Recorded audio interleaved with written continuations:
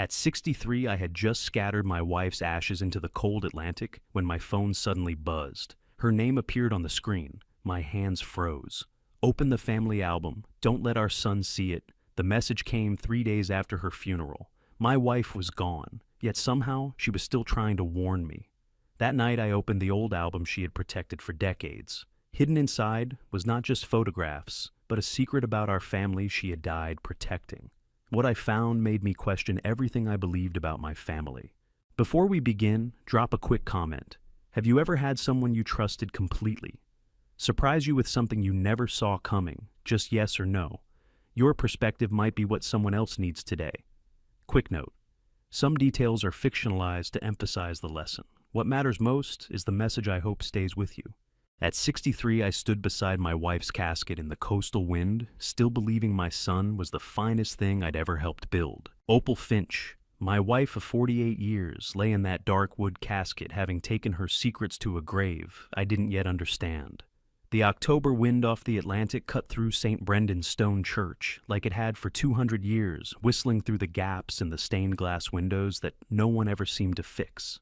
I held her gold pocket watch in my palm, the one she'd carried every day since we married, feeling its weight like an anchor.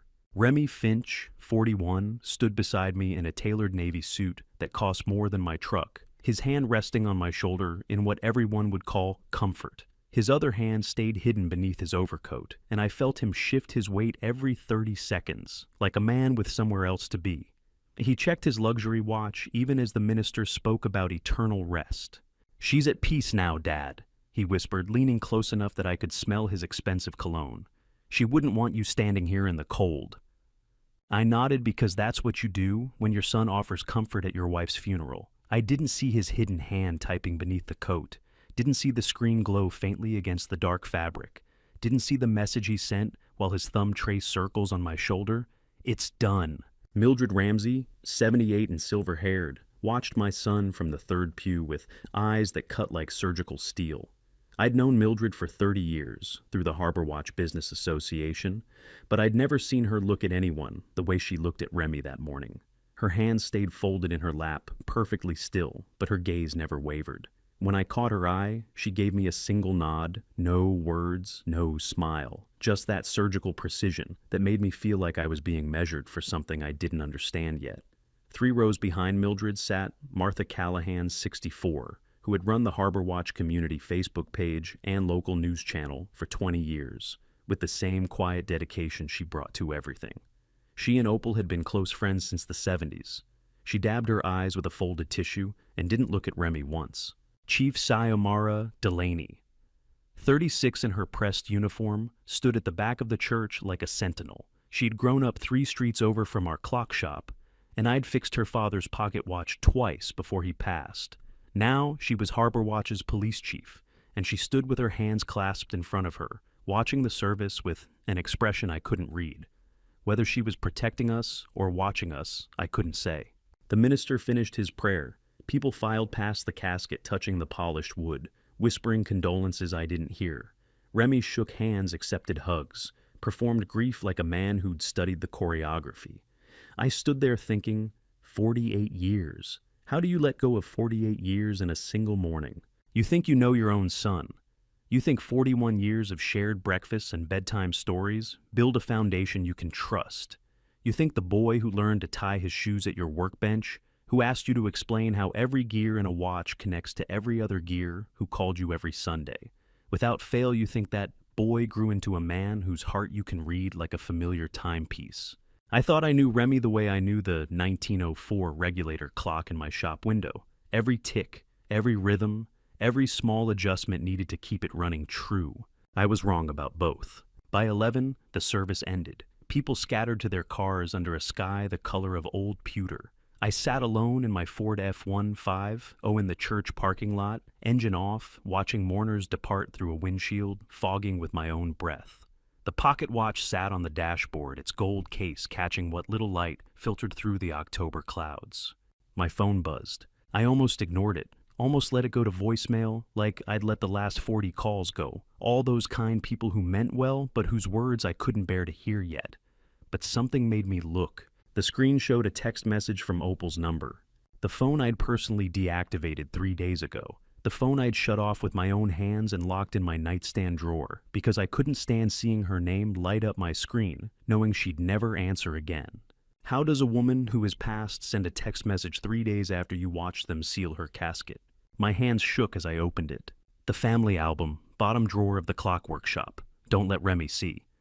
I read it twice, 3 times. The words didn't change. My wife's phone, deactivated and locked away, had just sent me a message telling me to hide something from our son. I looked up through the fog glass. Remy stood at the church entrance, maybe 50 feet away, staring directly at my truck. Not at the church, not at the other mourners still lingering near their cars. At me. His face was completely unreadable, not grief, not concern, not even curiosity. Just that same blank expression I'd seen 100 times when he was calculating something, working through a problem in his head, like he used to work through math homework at the kitchen table. How long had he been standing there? How long had he been watching? The phone buzzed again. I gripped it so hard the case creaked, my eyes locked on my son through the windshield. He hadn't moved, hadn't blinked, just stood there in his expensive suit with his hands in his pockets, watching his father sit alone in a truck in a church parking lot, holding a phone that shouldn't be able to send messages from beyond the grave. I looked down at the second text. He's watching you right now. Drive straight to the shop. Don't stop. Don't let him follow you. There's a USB drive in the album. Everything you need to know is on it. I'm sorry I couldn't tell you while I was alive. I love you. Opal. The pocket watch on the dashboard ticked. The Atlantic wind rattled a truck. Through the fogged windshield, Remy took one step forward, and I realized my wife had spent her final years building something I was only now beginning to see, something that had my son's face in its crosshairs and my hands on the trigger I didn't know I was holding. I took the back roads home, checking my mirrors every 30 seconds, the phone with my late wife's message burning a hole in my coat pocket. Remy's silhouette stayed in the church parking lot, watching until I turned the corner onto Harbor Road. The workshop smelled like linseed oil and metal shavings when I slipped through the back door, the familiar scent catching in my throat. 40 years I'd run this clock shop, and now every shadow felt wrong. I went straight to the bottom drawer of my parts cabinet, the one that stuck, unless you lifted while pulling. The purple linen photo album sat exactly where it always had, spine faded from sun that filtered through the east window every morning for a decade. I'd watched Opal page through it 100 times, her fingers tracing faces of relatives long gone, smiling at our wedding photos, like she was discovering them fresh. I opened it, expecting photographs. The center had been carved out with surgical precision, pages glued together in blocks, edges sealed with something that looked like bookbinding adhesive, creating a cavity maybe 3 inches deep. Inside that hollow, a black USB drive, a brass key on a tagged ring reading Warehouse 117, and a torn page with Opal's handwriting, "The people in these photographs no longer exist." My hands shook as I lifted the USB. She'd done this. My wife had spent months, maybe years, systematically destroying a family album to build a hiding place, gluing page after page, while I worked 10 feet away, oblivious. How many times had I seen her with this album and thought she was just remembering? How many evenings had she sat at the kitchen table, carefully hollowing out our history while I read the paper? I slipped the items into my coat pocket just as I heard the front door open. "Dad, you here?" Remy's voice carried the same warm concern it had at the church. I closed the album, slid it back shut the drawer. In the workshop, I called, keeping my voice steady. He appeared in the doorway with his own key already in his hand, the spare I'd given him years ago for emergencies. His eyes weren't on me. They cataloged the drawers, the shelves, the seams of the wall panels, like he was taking inventory of a stranger's estate. "I came to help pack things up," he said, stepping inside. "You shouldn't be alone in here right now." His gaze swept the room with the methodical precision of a man looking for something specific. That's when I saw it, white chalk dust on the hem of his navy trousers, stark against the dark fabric. Not dirt, not dust from kneeling at a grave. Chalk. The kind I used to mark measurements on metal before cutting. "I'm fine," I said. "Just needed to be around her things."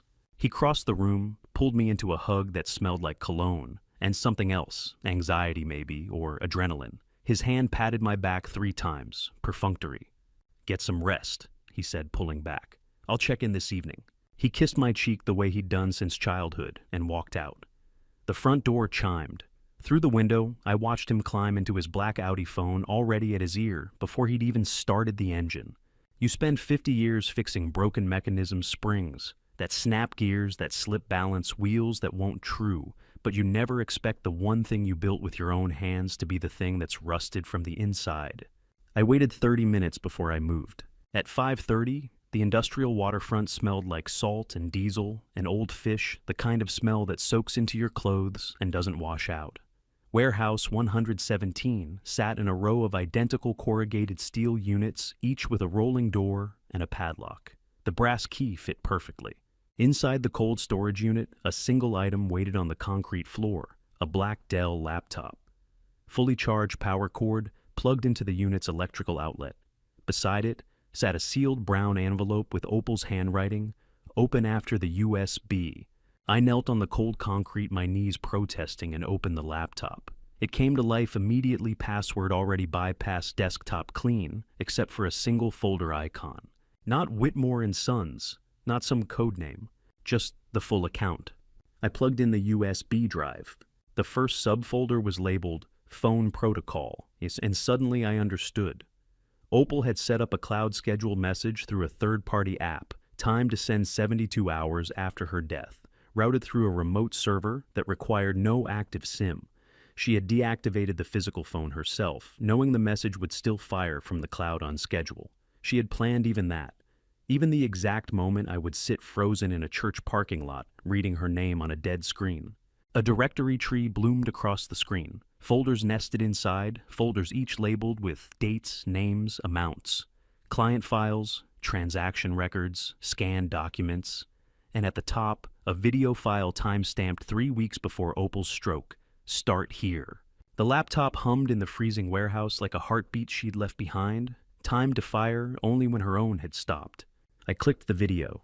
Opal appeared on screen sitting in our home study in the green sweater I'd given her for our 30th anniversary.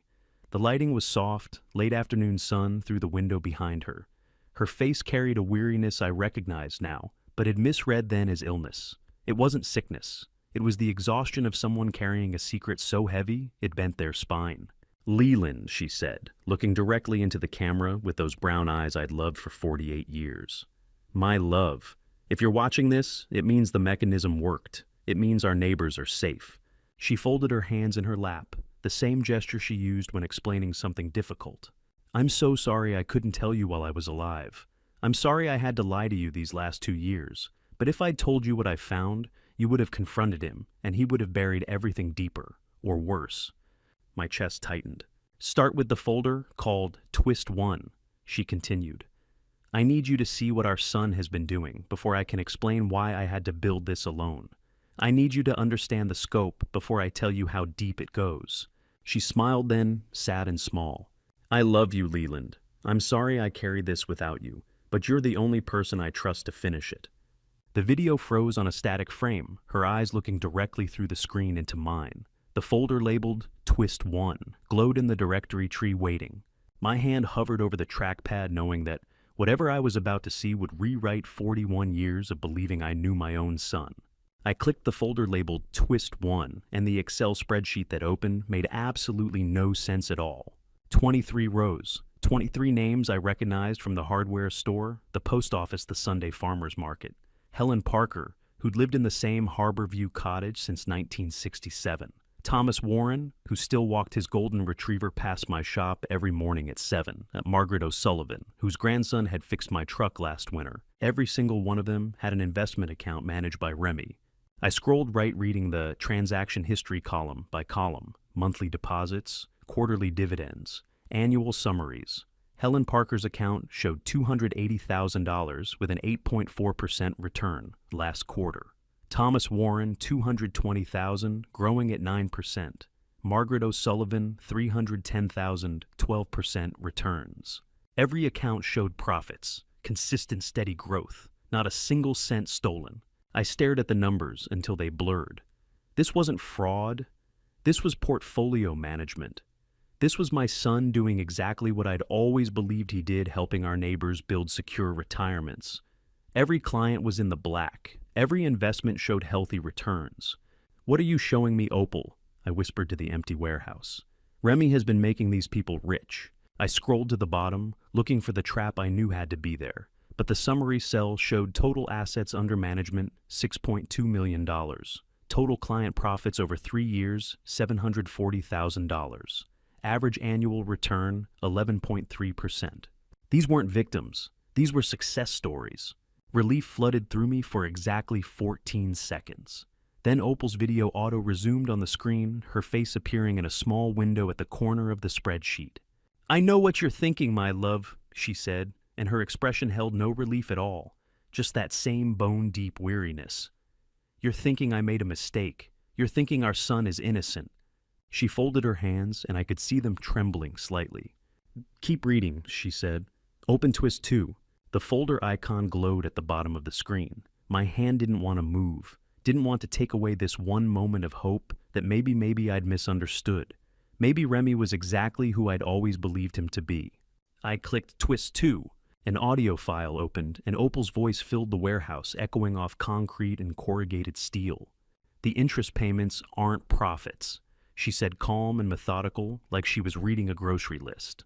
"They're bait. Every cent that Remy paid out to our neighbors, all $740,000, he borrowed from Marsden Sinclair's offshore credit line at 24% annual interest." My breath stopped. "The total borrowed amount is $15 million, she continued. "Marsden funded the entire operation through a Cayman Islands investment vehicle. The interest alone compounds to nearly $4 million over 3 years. I stood so fast the folding chair clattered against the concrete. The 12-page trust investment agreements that Remy had each client sign, the ones explaining how their profits worked, contain a clause on page 9, paragraph 4, subsection C. It makes them principal trustees of the underlying fund. That's a legal term, Edgar. It means when the fund defaults, they're not investors. They're guarantors. How do you process that? Your son didn't just rob your neighbors. He fed them just enough to make them trust the hook before he buried it in their hearts. The dummy, LLC, that holds all the debt is called Harbor Watch Coastal Residences. Opal's voice continued relentless. It's registered in Delaware with Remy and Marsden as managing directors. On November the first 30 days from when you're hearing this, they file Chapter 7 bankruptcy. The fund collapses. The debt transfers to the principal trustees. I couldn't breathe. Couldn't think past the numbers screaming in my head. 23 families, she said, and her voice finally cracked. 23 of our neighbors will wake up on November 2nd legally responsible for $15 million in defaulted offshore debt. The bankruptcy court will grant seizure orders within 72 hours, foreclosure sales within 30 days. The warehouse spun. Marsden Sinclair's development company gets first right of refusal on all foreclosed coastal properties. He'll buy every single parcel for 10 cents on the dollar. Helen Parker's Harbor Cottage, Thomas Warren's family land, Margaret O'Sullivan's 3 acres overlooking the bay, all of it. Prime coastal real estate that's been in these families for generations, sold at auction for fractions of market value because the owners will be drowning in debt they never knew they carried. I grabbed the laptop, fingers shaking so hard I nearly dropped it. "Is when Remy," Opal said, her voice steady again, surgical, receives a 15% finder's fee on the acquisitions. $2.1 million for delivering his own community to slaughter. The audio file ended. Silence filled the warehouse like a physical weight. My breath came out in visible clouds. The laptop's fan whirred. Somewhere outside, a gull cried over the harbor, where 23 families were about to lose everything they'd spent lifetimes building. 30 days, 1 month. And my son had engineered it all with the precision of a watchmaker building a time bomb. I opened the 3rd folder with hands that no longer felt like mine. High-resolution scans filled the screen. Legal documents, each one bearing official seals and notary stamps. Power of attorney. Co-guarantor agreement. Deed transfer authorization. Investment partnership letter. Every single one signed by me. My signature perfect down to the slight leftward hook on the capital L, the way the tail of the D always dropped below the line. Documents dated from 2 years ago, the exact week I'd been under anesthesia for emergency gallbladder surgery. The week I'd been unconscious for 7 hours, while my son sat in the hospital waiting room, telling nurses he'd stay, until I woke up, that he wouldn't leave his father's side. The screen's blue glow reflected off the warehouse walls as I stared at my own forged signature on papers that would make me look like the mastermind. That would make me the co-conspirator in destroying 23 families while I slept, dreaming nothing, trusting everything. The forensic handwriting analysis Opal had commissioned was meticulous, clinical, and absolutely damning. Every signature was mine, and none of them were. I scrolled through the scanned documents in the warehouse's dim light. Power of attorney granting Remy complete financial authority. Co-guarantor agreement binding me as primary backer for $12 million. Deed transfer moving my clock shop into a shell corporation. Authorization letter to Bank of Maine releasing account access to third parties. Opal's forensic report sat in a subfolder commissioned from a Boston handwriting expert. The conclusion appeared in bold. All 4 signatures demonstrate advanced forgery techniques. Authentic pressure patterns absent. Documents created February 2021. February 2021. Opal's handwritten margin note, exact week of your gallbladder surgery. You were unconscious. 7 hours on an operating table. 7 hours while Remy sat in the waiting room, holding my hand, before they wheeled me away promising he'd be there when I woke. He had been there, smiling, bringing water, adjusting pillows. He'd waited until I was unconscious and helpless to forge documents that would destroy me. She knew this all along, I whispered. That's why she built the USB, not just to expose him to save me. Without this evidence, I faced 15 to 25 years in federal prison. With it, I was a victim. The difference sat on a black USB drive in my coat pocket that Remy would kill to find. I drove home at 2 a.m. with the laptop hidden under my bench seat and the USB in my sock. Managed 4 hours of sleep before the knock came at 8. Police Chief Sayomara Delaney stood on my porch holding a white bakery box and a smile that didn't reach her eyes. I wanted to check in on you's land, she said, stepping inside before I could decide whether to invite her. Your heart. Are you managing the stress, okay?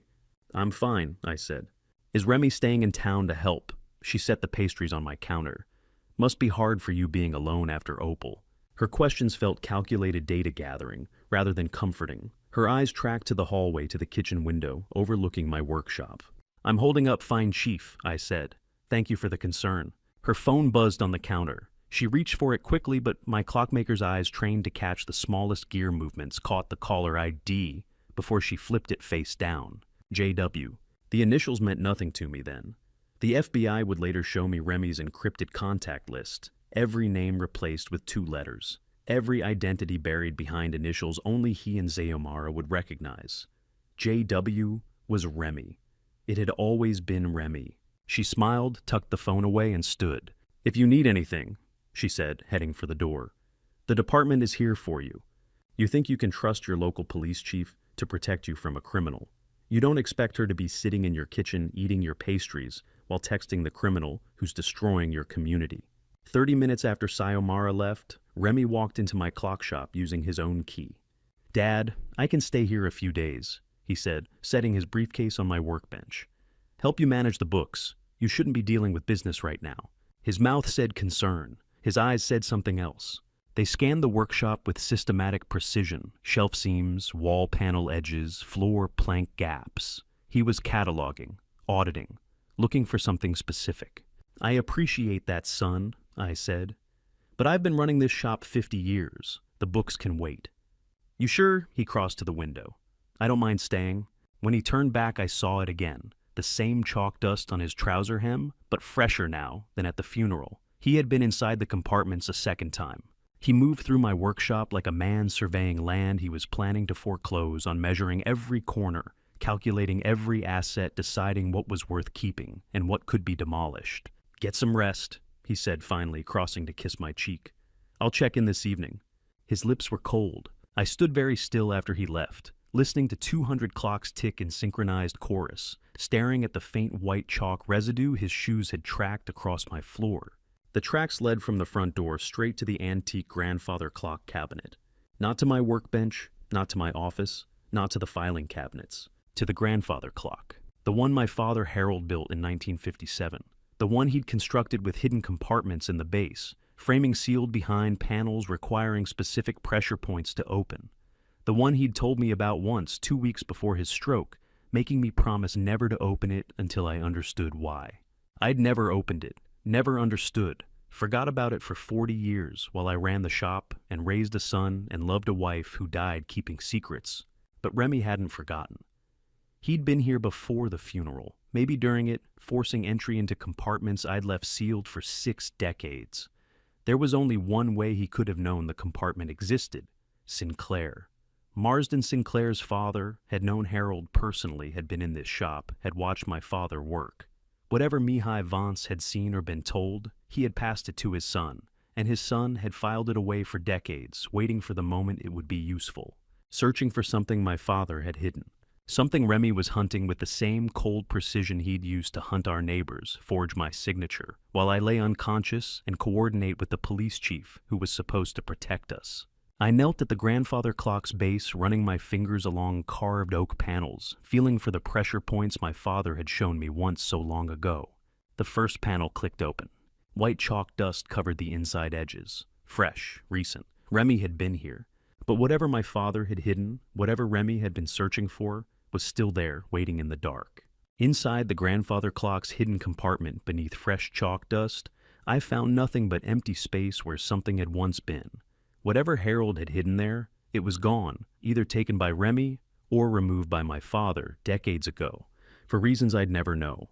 I closed the panel and left the mystery sealed. I drove to Mildred Ramsey's house on nothing but the memory of her eyes at the funeral, the way she'd watched my son, like a woman cataloging evidence for a case she'd been building in silence. Her Victorian home on Harbor View Street sat 3 blocks from the water, painted dove gray with white trim and flower boxes that still held October mums, despite the coastal wind. She answered the door before I finished climbing the porch steps like she'd been watching through lace curtains.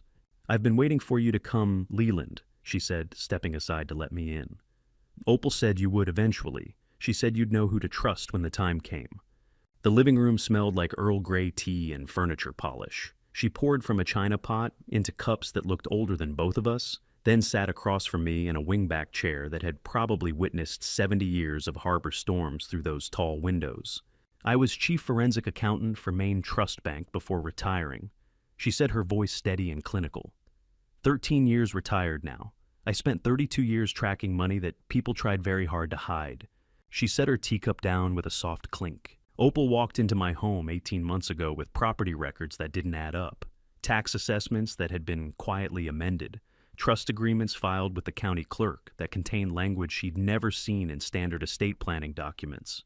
I set down my own cup before my shaking hands spilled it. She asked me to audit the contracts, Mildred continued. Not officially, I have no legal standing anymore, but she needed someone who understood complex financial instruments.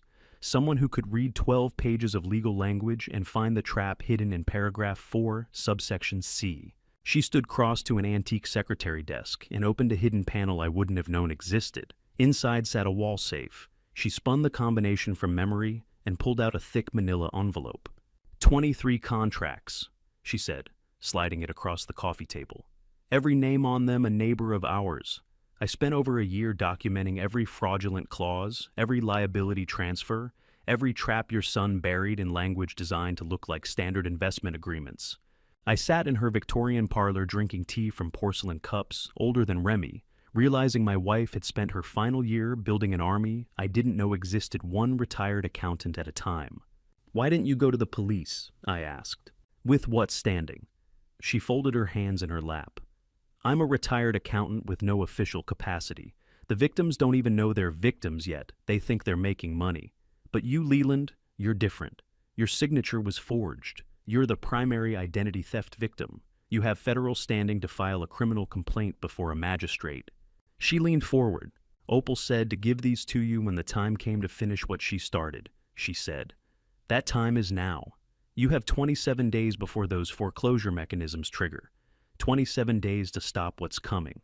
I left her house at 4 in the afternoon, with the manila envelope and a clarity I hadn't felt since before Opal died.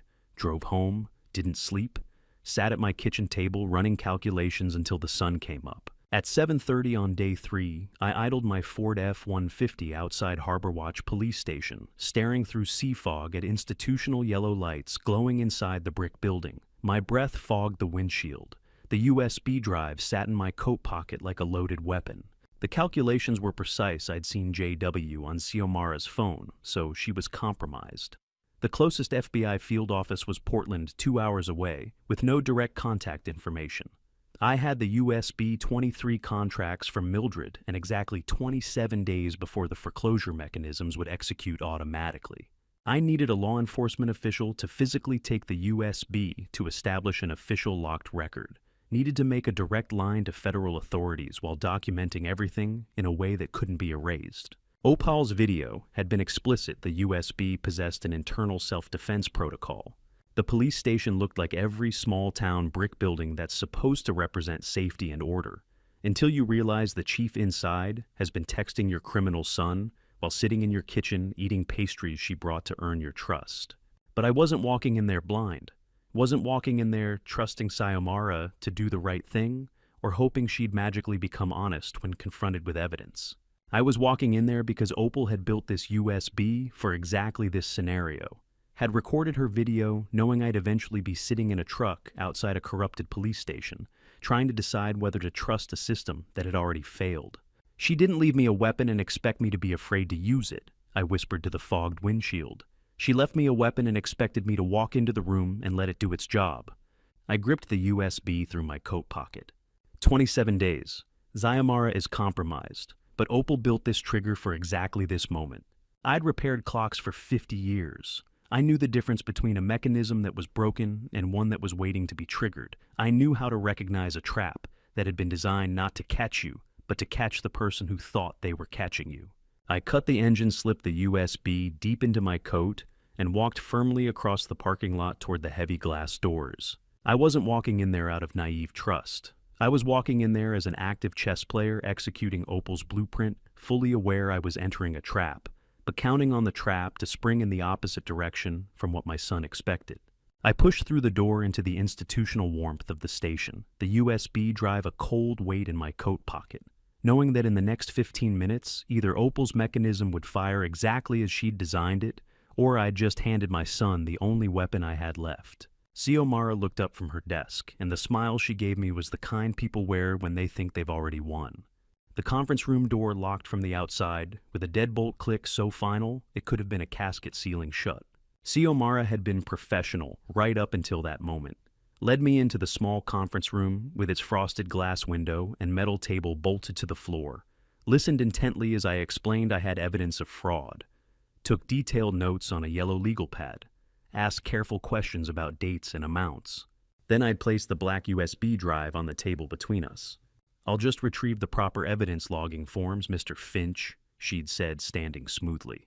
"One moment." She stepped out. The deadbolt echoed through the empty hallway. I sat very still, counting my heartbeats, listening to the station's sounds through thin walls. Radio chatter, a phone ringing, someone making coffee in the break room. 15 minutes later, the lock turned. Marsden Sinclair walked in first. 58 and polished as his yacht's teak deck, he moved into that conference room like a man who owned the building, never acknowledging that my father had saved his father's life 40 years before he tried to destroy mine. Behind him came Quentin Webb, 54, in a slate-gray suit, worth more than most cars, carrying his leather briefcase like a weapon he'd practiced wielding in 100 corporate war rooms, just like this one. Webb was Sinclair's personal attorney, and I would learn later already retained by Remy as criminal defense counsel the moment the live stream went public. Then Remy stepped through the door. Our eyes met for exactly 2 seconds. His face showed nothing. Not guilt, not anger, not even curiosity. Just the blank professional mask of a man conducting business. Sinclair sat across from me, sliding a fresh stack of documents across the metal table. The paper made a whisper-soft sound that filled the small room. "Mr. Finch," he said, his voice carrying the smooth cadence of a man who'd spent decades negotiating deals. "The USB device you brought in is being digitally wiped as we speak. There's nothing left for you to fight with. The alternative is a multi-million-dollar fraud indictment bearing your signature. Your son has been exceptionally thorough." Webb opened his briefcase, extracted a pen, set it precisely parallel to the document stack. "Asset transfer documents," Sinclair continued. "Sign them. The clock shop, your retirement, accounts the small property holdings. Everything transfers to a trust that will manage your affairs while you adjust to recent events. This ends quietly. You live out your remaining years without criminal prosecution. Remy slid the pen toward me, across the cold metal table, the same motion he'd used 1,000 times as a child, asking me to sign permission slips for field trips and summer camps. This time, he was asking me to sign away my freedom. "I'm not signing anything," I said, keeping my voice steady. "And neither is the USB." Sinclair's smile didn't reach his eyes. "The USB is being erased, Mr. Finch. Chief Delaney is executing a standard digital wipe at the main terminal as we speak. Whatever your late wife compiled, it's being reduced to random zeros and He stopped. Through the frosted glass, I could see Xiomara at the main tech terminal, the USB plugged into the left port. Her hand moved across the keyboard. The monitor visible through the glass flashed black for 3 seconds. Then bold white text filled the screen large enough to read even through the frosted barrier. Evidence protocol activated. Xiomara leaned closer to the screen, her body language shifting from confident to confused to alarmed in the span of a heartbeat. Her hand moved to the keyboard again, typing frantically. The monitor split into 4 quadrants.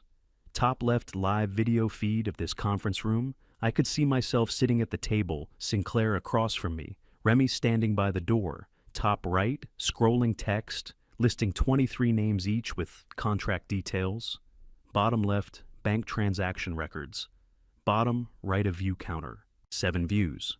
40 views. 200 views. Below the quadrants, white text, streaming to Facebook/Martha Callahan, YouTube/Martha Callahan, FBI Boston Field Office, Maine Attorney General, Portland Press Herald. The view counter didn't climb, it exploded. 1,400, 3,200, 7,800. Harbor Watch had a population of 3,200. Every single person in town was watching Martha Callahan's live stream of their police chief standing frozen at a terminal while real-time evidence of fraud scrolled across their screens. Marsden Sinclair stood so fast his chair crashed backward. "Kill the power!" he screamed at Xiomara through the glass. "Disconnect the network. Pull every cable out of that machine." Xiomara yanked the Ethernet cable. The stream didn't stop. She pulled the power cord. The screen stayed lit. The USB had its own embedded cellular connection, bypassing every local network and firewall the station possessed. Remy's hands started shaking. He stared at the monitor at the view counter, climbing past 12,000, watching his mother's profile picture in the corner of the stream, the photograph I'd taken of her on our 35th anniversary. Martha Callahan was trending in a town that had just buried Opal Finch. Webb grabbed his briefcase, already moving toward the door. We need to... Sinclair couldn't finish a sentence watching the numbers climb. "How is it?" "Facial recognition," I said quietly. All 3 of them turned to look at me. "The USB's Python script. It detected your faces through the terminal camera, all 3 of you. That's what triggered the broadcast protocol. A cybersecurity contact of Dr. Gallagher's built it, designed through his introduction, though he never knew its full purpose." I stood slowly, my legs steadier than I'd expected. "My wife spent 18 months building a bomb," I said.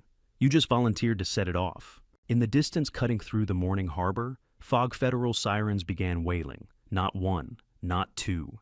3 distinct vehicles, maybe 4, coming fast from the direction of the coast road. Through the frosted glass, I watched Xiomara yank more cables in pure panic. While the view counter hit 15,000 and kept climbing, the stream was regional, now spreading through coastal Maine like wildfire. News stations would pick it up within minutes. The evidence was public, permanent, irreversible. Remy's face had drained of color. He finally understood what I'd known walking through that station door his mother had outplayed him from, beyond the grave, using his own arrogance as the trigger mechanism. The sirens were close enough now to distinguish individual vehicles. 4 of them, maybe 5, coming fast. And we were all still locked in a conference room with a view counter climbing toward 20,000, while Opal's evidence streamed to every screen in 3 counties. The conference room door didn't open. It exploded inward as 3 tactical agents in body armor swept through with FBI Special Agent Diane Kowalski leading the breach. 47, all tactical efficiency and no wasted motion, she moved through that doorway like she'd been waiting months for exactly this moment. Later, I learned she had been. "Mr. Finch," she said, extending a hand to help me stand. "You're free to go. These gentlemen are being held for field interrogation." Remy stood against the far wall, Hand's visible face completely blank. Sinclair had Webb whispering urgently in his ear, already building whatever legal fortress they'd need. Xiomara Delaney, Kowalski said into her radio, leading me into the hallway. Badge and service equipment confiscated. Emergency administrative suspension effective immediately. I watched through the main room's window as 2 agents removed Xiomara's equipment from her desk. She didn't resist, just stood there with that same professional mask she'd worn bringing pastries to my kitchen. Kowalski walked me toward the station exit, her hand light on my elbow. Whoever engineered that USB drive just saved us months of grand jury work, she said. We've been tracking Sinclair's offshore shell entities for 8 months. Federal wire fraud, RICO conspiracy, elder financial exploitation across state lines. We were just missing the anchor trust documents, the actual signed contracts showing the liability transfers. She pushed through the glass doors into cold October air. Your wife's USB provided them via certified mail duplicate, she continued. That's pristine chain of custody. Every document tagged with creation metadata, forensic hash verification, the works. This wasn't amateur hour, Mr. Finch. Someone knew exactly what they were building. Where is my son? I asked. Kowalski's expression shifted. We are confirming his location now, she said, turning back toward the parking lot. Then into her radio. Sedan registered to Remy Finch is missing from backlot. Black Audi main plates. All units consider subject flight risk. Repeat flight risk. You think the hardest moment is watching federal agents handcuff your son. You're wrong. The hardest moment is when they tell you he's already gone, and you realize you have to be the one to find him before he does something irreversible. Sinclair keeps his yacht at the old industrial pier, I said. If Remy's running, that's where he'll go. Kowalski's eyes sharpened. She reached for her radio again, already coordinating tactical units for harbor perimeter. I didn't wait for her response. Slipped out the station side door while she was calling positions to her team, her voice fading behind me as I moved toward the waterfront access road. I didn't run. Couldn't run. 63 years old with a heart that had needed surgery 2 years ago doesn't leave much room for sprinting, but I walked fast measured pace following the 400-meter harbor pathway that wound through industrial warehouses toward the old commercial pier. Dense morning fog had rolled in off the Atlantic, dropping visibility to less than 20 meters. The world became white murk and distant sounds. Wooden handrails wet with condensation under my grip. Marine diesel thick in the air, mixing with salt and rotting kelp. Commercial foghorns moaning somewhere in the invisible distance. I paused twice to steady my breathing hand, pressed against damp wooden pilings, feeling my pulse hammer against my ribs.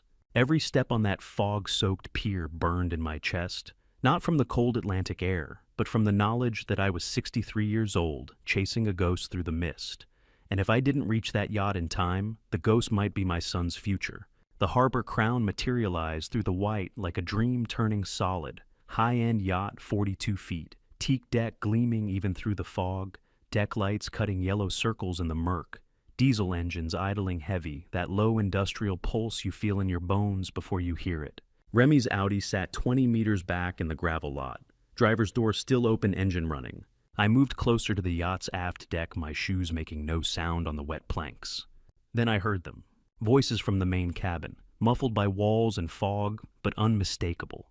Remy's voice high and desperate words unclear, but tones screaming. Sinclair's low, furious roar cutting through deeper threatening. Violent argument, something crashing, more shouting, then sudden absolute silence. The kind of silence that fills the space where sound used to be, where your brain keeps expecting the next word, the next crash, and gets nothing. Then a single sharp sound cut through the fog, absorbed almost instantly by the mist and the lap of water against pilings as if the harbor wanted to swallow what had just happened. The sound punched through the white air and died almost instantly, swallowed by mist and water. No echo. Just that single crack, and then the gentle lap of harbor water against pilings, indifferent, as it always was, to what happened above. I stood 3 meters from the aft deck in the white murk, my pulse roaring in my ears, knowing that in the cabin beyond that teak door, someone was dead and my son was holding the weapon. The only question was whether he'd fired it in cold calculation or desperate self-defense. The yacht's deck lights kept cutting their yellow circles through fog. The engines kept their steady diesel throb. Somewhere behind me on the access road, I heard tactical vehicles approaching their sirens, muted by distance and weather. But here on this pier in this moment, it was just me and a locked door, and the knowledge that whatever I found on the other side would rewrite the last 41 years one final time. I stepped onto the aft deck. The teak was slick with condensation. Through the cabin's porthole window, I could see movement inside a shadow, shifting darker than the fog. My hand reached for the cabin door handle. It turned easily, unlocked. I pushed it open and saw what my son had done. I stepped onto the aft deck and saw Marsden Sinclair lying motionless on the teak planks, a single wound in the center of his chest, and my son standing 3 meters away, holding the weapon that had ended it. Remy's face showed no panic, no remorse, just pure tactical assessment, like a mechanic evaluating an engine that had stopped running. The weapon hung loosely in his right hand barrel, pointed at the deck. His breathing was steady. His clothes showed no signs of struggle. This hadn't been a fight. It had been a calculated, deliberate act. I never planned to run with him. Remy said, his voice calm and analytical. The moment the live stream went up at the station, I routed our shared shell company accounts into crypto cold storage, untraceable. Then I drove here knowing Sinclair would follow. He'd want to coordinate a legal defense pool resources, present a unified front. He glanced down at Sinclair's body without expression. Remove Sinclair, blame everything on the man who can't defend himself. Claim he coerced me through threats. Simple, clean. He looked back at me. It would have worked, Dad, he said, without anger, without bitterness, just stating a fact. If Mom hadn't spent her last 2 years building a bomb inside a USB drive, he said it the way a chess player acknowledges a move they didn't see coming, professional respect for a strategy that had outplayed his own. Remy, I said, keeping my voice steady. Put the gun down. Not because the FBI is at the gate, because you are still my son and I am asking you. He let out a cold, hollow laugh that echoed off the fog-shrouded water. Am I, though? He said. Your son.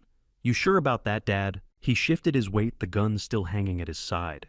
I found the DNA records when I was 16. Shop-safe hidden files in the back. Mother unknown transient woman died from exposure at Portland General, 1985. Father unknown transient. Adoptive parents Leland and Opal Finch. Closed adoption, all original records sealed.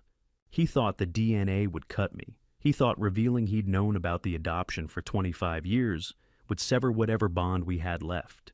He didn't understand that I wasn't mourning the loss of a biological son. I was mourning the 41 years I'd spent raising a stranger who'd been performing humanity the entire time. Blood doesn't make you my son, Remy. I said, my voice steady and clear. 41 years of life did, and you chose to waste every single one of them.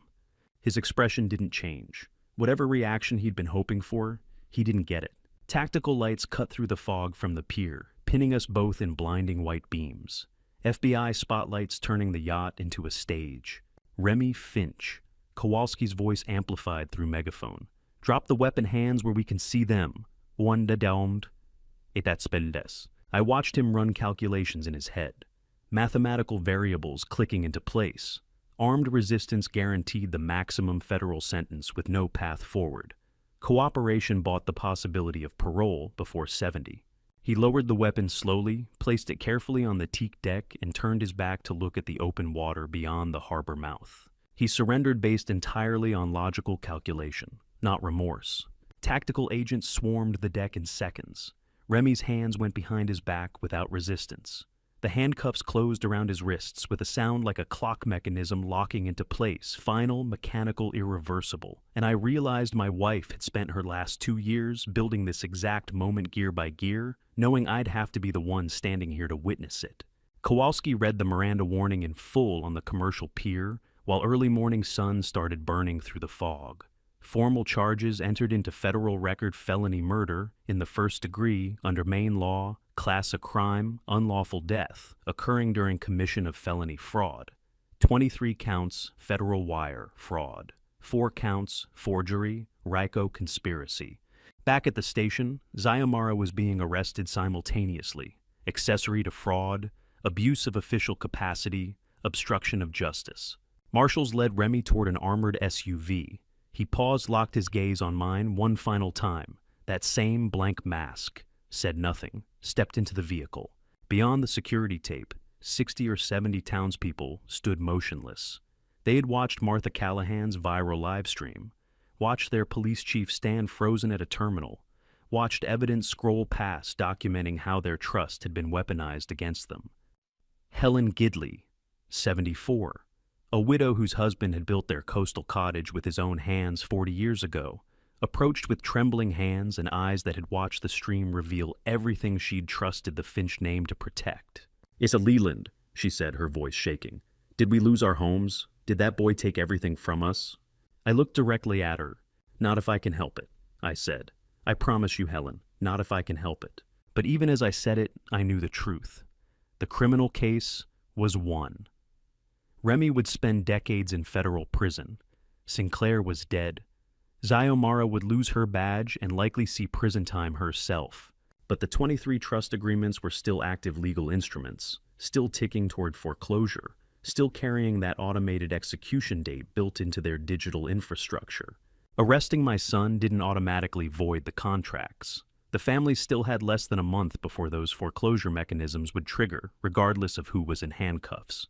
The crowd parted silently as the federal SUV carrying my son disappeared down Harbor Road toward the county jail. I stood on that cold pier surrounded by 60 neighbors whose homes were still counting down to seizure. Kowalski approached, her face grim. "Mr. Finch," she said quietly, "the trust agreements are still active. We need to talk." She gestured toward the crowd. "The criminal case is won," she said, "but the civil war to save their homes is just beginning." The morning after my son's arrest, I woke to 43 voicemails, none from Remy. 22 from neighbors asking if their homes were safe. 14 from reporters wanting statements. 7 from lawyers offering representation I didn't need. 0 from the county jail. Kowalski called at 7, asking me to meet her at the Portland FBI field office. I drove north through October fog that turned the coastal road into gray nothing, trying not to think about where Remy had spent the night. She met me in a conference room with coffee that tasted like it had been burning since yesterday, and a legal briefing that felt the same way. Remy's being held without bail at Cumberland County Jail. She said, sliding a folder across the table. "Arraignment within 48 hours. He'll plead not guilty through counsel. Sinclair's commercial real estate holdings are frozen under federal asset seizure. Xiomara entered preliminary plea negotiations. Full disclosure for partial immunity. Likely 18 months house arrest, permanent badge loss." I nodded, trying to absorb information that should have felt like victory but didn't. "The criminal case is solid," Kowalski continued. "Felony murder charge, 23 counts, wire fraud, forgery, RICO conspiracy. With the USB evidence and live stream documentation, prosecution has everything they need." She paused and I knew what was coming before she said it. "But the trust agreements are still legally enforceable," she said. "Federal charges target the corruption, the fraud, the forgery, the conspiracy. They don't automatically void civil contracts. Those are separate instruments under state jurisdiction." I set down my coffee before I spilled it. "The automated foreclosure processes are coded into the trust documentation," she said. "Day 90 of delinquency is November 3rd, 27 days from now. If those agreements aren't frozen by a state court judge before that date, the title transfers execute regardless of who's in custody." The fog outside the window looked solid enough to walk on. "You're saying we won the criminal case but lost the Civil War," I said. "I'm saying you have to fight them separately," she replied. "And you're running out of time." I drove back to Harbor Watch with my hands gripping the wheel hard enough to ache, pulled into the clock shop lot to find Mildred's car already there. She was sitting at my workbench with her phone and a yellow legal pad covered in notes. "I called Vivian Hale," she said, without preamble. "Portland's top civil litigation attorney. She specializes in fraudulent conveyance cases. I've known her for 20 years. She's expensive, aggressive, and exactly what we need." She slid the legal pad toward me. "Her retainer is $18,500, Mildred said. "I've already organized a pooled community fund. We have $21,000 pledged. She can see us this afternoon." Vivian Hale's office smelled like old money and new leather law books from her father's practice chairs from this year's budget. Through 12-foot windows on the 12th floor of a converted textile mill, October light turned the Four Rivers silver. She poured coffee from a French press into cups that cost more than my weekly grocery bill. 62, with a silver bob and a navy suit that probably cost what I paid in property tax. She looked at the documents Mildred had brought and smiled like a shark recognizing dinner. I eat developers for breakfast, she said, her Yale Law 86 diploma watching from the wall behind her. Your son and his partner built themselves an elegant trap. Let's see if we can spring it backwards. She spread the trust agreements across her mahogany conference table. Self-executing foreclosure clauses, she said, tapping paragraph 4, subsection C with a manicured nail. No human review required. On day 91, November 3rd, automated title transfer occurs via coded triggers embedded in the digital trust documentation. Even if a judge rules the whole scheme fraudulent 6 months from now, reversing 23 completed foreclosures takes years. And if Sinclair's estate sells those properties to third-party buyers before we can intervene, recovery becomes nearly impossible. She looked up at me. We need an emergency temporary restraining order from Maine Superior Court, she said. Freeze all 23 agreements pending fraud investigation. But emergency hearings require emergency filings, and the judicial calendar is backed up 3 weeks. We have one shot file by 5 p.m. this Friday to get an emergency slot. Miss that deadline, we're looking at regular scheduling that puts us past November 3rd. She pulled out a timeline on graph paper. Today is Tuesday, October 10th. We have 4 days to build an 847-page motion with 23 individual fraud exhibits, forensic accounting analysis, and legal arguments that will convince a Superior Court judge to grant extraordinary relief. Mildred opened her briefcase. And I have the forensic accounting, she said. Opal's complete audit trail. Every fraudulent transfer documented. Hale smiled. Then let's get to work. The next 4 days blurred into fluorescent-lit war room sessions that turned night into day. My hands cramped from highlighting contracts. Takeout containers stacked like a timeline marking hours that bled together. Mildred's audit spreadsheets covered one entire wall of Hale's conference room. Yet my phone buzzed on day 2. Kowalski. Arraignment tomorrow, 9 a.m., he pled not guilty. I set it face down and kept reading. Hale's paralegal printed exhibits until the copier overheated. We cross-referenced trust clauses against Maine statute, built causation chains showing how each signature was forged during my surgical anesthesia, documented Opal's investigation timeline, proving she'd discovered the fraud 18 months before her death. At 4:47 p.m. on Friday, October 13th, Hale's paralegal loaded the 847-page motion into a wheeled cart and sprinted 6 blocks to Cumberland County Superior Court.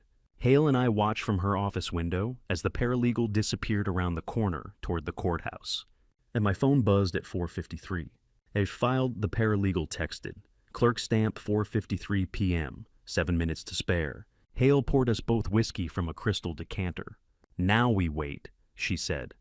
Judge reviews the emergency motion, decides whether to grant a hearing. If yes, we get our day in court. If no, 23 families lose everything in 27 days. Through the window, the Fore River caught the late afternoon sun, indifferent to deadlines and desperate filings and families waiting to learn if their homes would survive the month. 7 minutes to spare, and everything riding on a judge we hadn't met, deciding whether our emergency was urgent enough to disrupt the calendar. The judge granted the emergency hearing for Monday morning, 3 days after we filed. The bailiff called my name, and I walked past 23 families who'd mortgaged their futures on my ability to tell the truth. Helen Gidley sat in the front row, hands folded in her lap like she was praying. Thomas Warren stood against the back wall because all the seats were taken. Every face I'd known for decades watching me walk to the witness stand in Maine Superior Court. Judge Margaret Collins, 61, and appointed in 2015, with a reputation for reading every exhibit personally, looked down from the bench with eyes that had seen 1,000 fraud cases and weren't impressed by anyone's story until the evidence backed it up. Vivian Hale led me through the timeline with surgical precision, the hospitalization, the gallbladder surgery, 7 hours under anesthesia, the documents bearing my signature dated to that exact week. Quentin Webb, 58, in a Brooks Brothers suit that screamed "Boston Money," rose for cross-examination with a smile that didn't reach his eyes. His accent carried that particular condescension that comes from Ivy League law schools and corner offices. "Mr. Finch," he said, adjusting his glasses. "You're 63 years old, correct?" "Yes." And you underwent major surgery 2 years ago. Significant trauma, medications, recovery period. Gallbladder removal, I said. Standard procedure. At 63, recovering from surgery, isn't it possible you simply misunderstood what you found? He gestured to the evidence table. These are complex financial instruments, trust agreements, offshore accounting. Perhaps you saw signatures and assumed, I can tell a counterfeit Swiss movement from genuine by sound alone, I said, keeping my voice steady. Spent 50 years listening to the difference between authentic mechanisms and forgeries. My signature is no different. I know what I wrote and what I didn't. Webb opened his mouth to continue, but Judge Collins raised a hand. I've read the forensic handwriting analysis, she said. Boston expert. $1,800 report. Mr. Finch's testimony is corroborated by professional documentation. Move on, counselor. The gavel crack sounded like a vault closing. Hale presented Mildred's forensic accounting, the USB evidence chain of custody. Opal's audit trail, documenting 18 months of investigation before her death. Every fraudulent clause highlighted in the trust agreements, every liability transfer exposed. Webb argued that freezing the foreclosures would damage Sinclair's estate creditors, that the emergency motion was premature, that civil remedies existed without court intervention. Judge Collins listened to both sides for 4 hours. Then she spoke. Emergency temporary restraining order granted, she said. All foreclosure proceedings against the 23 plaintiff families are hereby stayed for 90 days, pending full fraud investigation. Sinclair estate assets remain frozen. This court will reconvene for permanent injunction hearing December 15th. The gavel came down again. 90 days. 3 months. The automated system that would have executed in 27 days was frozen solid. Before I tell you what Xiomara's FBI confession revealed about Remy's 3-year game, are you still here? Comment A, if you think he planned this scapegoat from day one, or B, if he improvised when things went wrong, add one short reason why. Please note, what follows includes fictionalized details for emotional impact, but the core truth remains. I drove back to Harbor Watch in the Ford F-150 with the October sun setting over the harbor, trying to feel something that resembled victory. The families had their homes for another 90 days. The criminal case was proceeding. Remy sat in county jail awaiting trial. But something nagged at me. Something about Xiomara's role that didn't add up. Hale called me the next evening, while I sat in the truck overlooking Portland Harbor, watching fishing boats come in with their day's catch. Leland, she said, without preamble. I got the full FBI confession transcript from Xiomara's plea negotiation. You need to hear this. I put the phone on speaker and listened to her read. High school sweethearts, Hale said. Xiomara and Remy, 17 years old, Harbor High class of 1998. He left for college, dropped contact completely. She became a cop, worked her way up to chief over 23 years. Then, 3 years ago, Remy walks back into her life. Says he's coming home to help his aging parents. Promises they'll finally get that fresh start in Miami once he closes one last land acquisition deal. The sun turned the harbor water bronze. She loved him at 17, Hale continued. He used that for 24 years. I gripped the steering wheel. The morning the USB went live, Hale said, her voice going flat. Remy texted Xiomara a screenshot. Every email she'd sent coordinating with him about the trust agreements. Every text about keeping investigations quiet. Every communication over 3 years. All of it under her official police department signature, forwarded to offshore accounts she didn't know existed. Love as a 24-year con, the longest game my son ever played. He told her the entire paper trail pointed straight at her, Hale said. That if she didn't help him disappear, the USB evidence federal prosecutors would see a corrupt police chief orchestrating elder fraud while he was just a financial advisor following her instructions. He planned her fall before he even brought her back to Maine, I said. Every signature she thought proved their partnership was actually building her prison. Hale confirmed.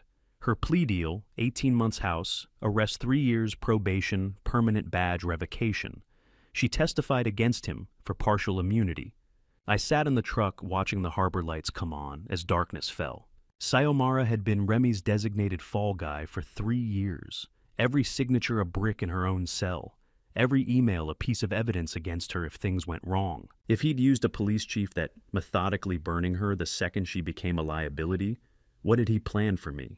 The USB drive sat in my glove compartment, the same one Opal had hidden in the hollowed-out album.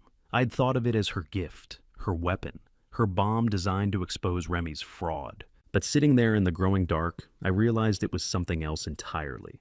Opal's warning. Vivian's motion had bought us 90 days. The USB reframed as Opal's warning, rather than my crime, had shifted the narrative just enough. But the relief lasted exactly 9 hours. The FBI dossier arrived at 8 p.m., 47 pages on Marsden Sinclair's family history, with my father's name on page 12. I sat in the workshop under the pendant lamp, the same light my father had worked beneath for 40 years. Agent Kowalski had delivered the file personally, her expression unreadable. Page 12, she'd said. You'll want to read that part first. The document was clinical. Subject Mihai Vance, born Bucharest.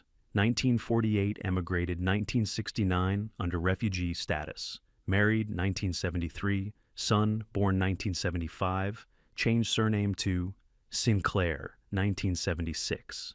But the attached memo, dated March 1970, typed on my father's old letterhead, told the real story.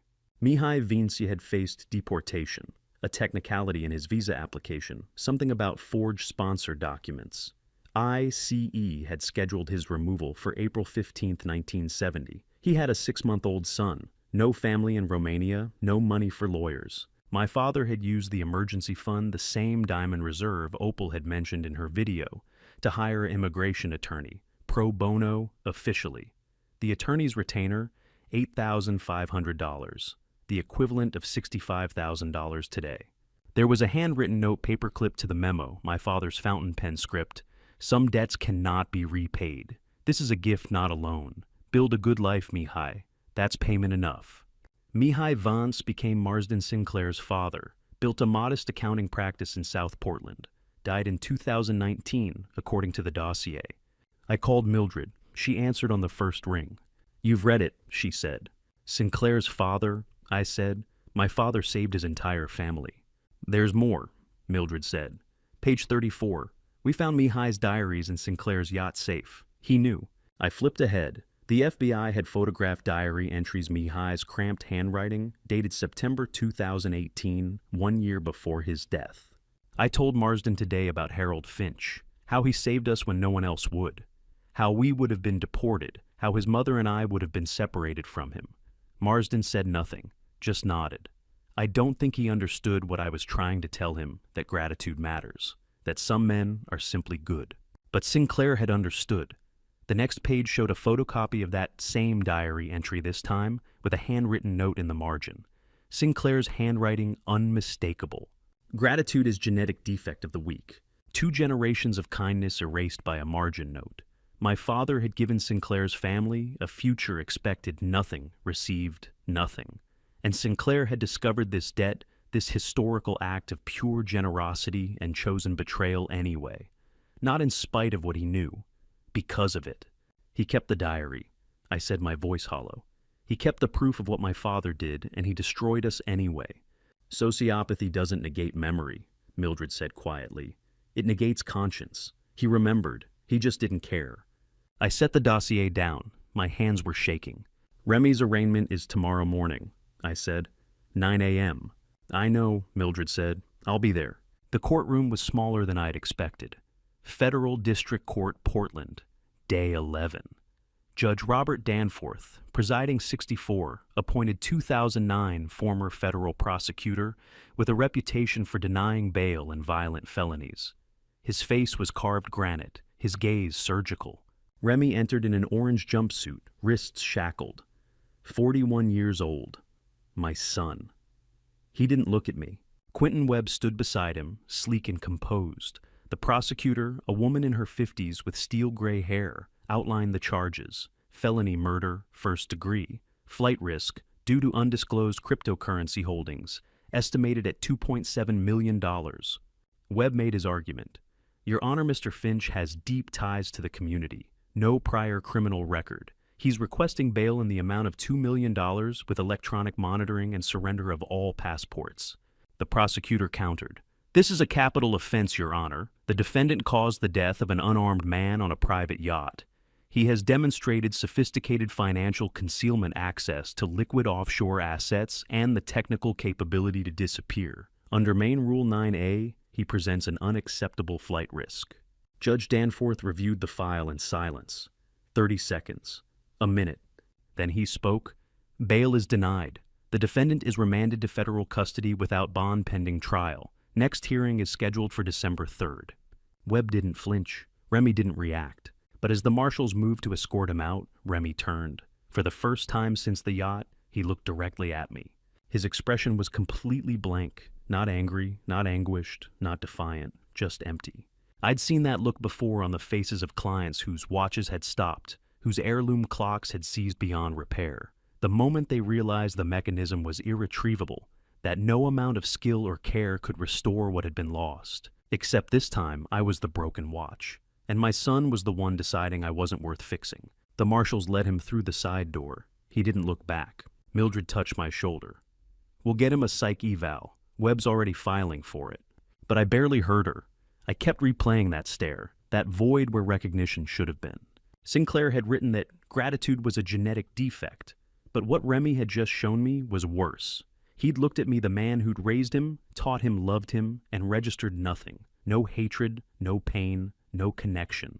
The question wasn't whether he'd planned my destruction. It was whether he still considered me human enough to hate. The answer came the next morning in the chalk dust and silence. The chalk dust led to the false panel, behind the 1904 regulator. 3 taps, quarter turn, counterclockwise, and 46 years of family history opened in my hands. The compartment was narrow, lined with felt like a jeweler's tray. Inside a leather pouch, a folder of yellowed documents, and a sealed envelope marked in my father's handwriting, for Harold Jr. or Leland, when the questions come. I opened the pouch first. 17 uncut diamonds spilled onto my workbench, each the size of a thumbnail. Rough, pale, unremarkable to anyone who didn't know stones. But tucked beneath them were transaction receipts. Canadian Arctic Mines Limited, dated 1968 through 1972. Each diamond purchased legally logged with export permits tracked through customs. Not smuggled, not stolen, bought. The folder held a ledger. Refugee Assistance Fund, handwritten in my father's meticulous script. 37 names, dates, amounts disbursed, legal fees, travel costs, housing deposits. Line 14 confirmed what the FBI dossier had already told me, but reading it here in my father's own handwriting in his private compartment made it real in a way no FBI report ever could. And at the bottom of the folder, the State Department letter I now recognized from Kowalski's file, the same document, but this time in Harold's own hand. Not a government photocopy, the original. Creased from decades of folding, the ink slightly faded, but every word still clear. Civilian cooperating witness. Operation Amber Wave, legally obtained diamonds, no criminal liability. I'd read it once in an FBI report and understood the facts. Reading it here in my father's private compartment, surrounded by his careful handwriting and his decades of quiet sacrifice, I understood something else entirely. He had never needed anyone to know he was good.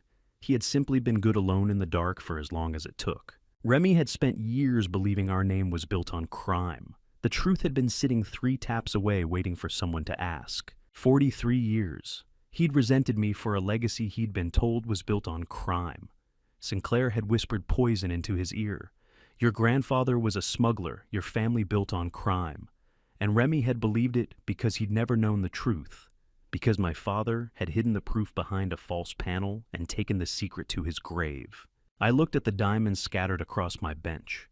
17 stones that saved 17 lives, recast as poison in my son's mythology. 37 refugees given futures, Mihai Vance given a son who would grow up to become Marsden Sinclair. And Sinclair had repaid that generational kindness with a lie that had torn my family apart. You built your entire war on a ghost, Remy, I said to the empty workshop.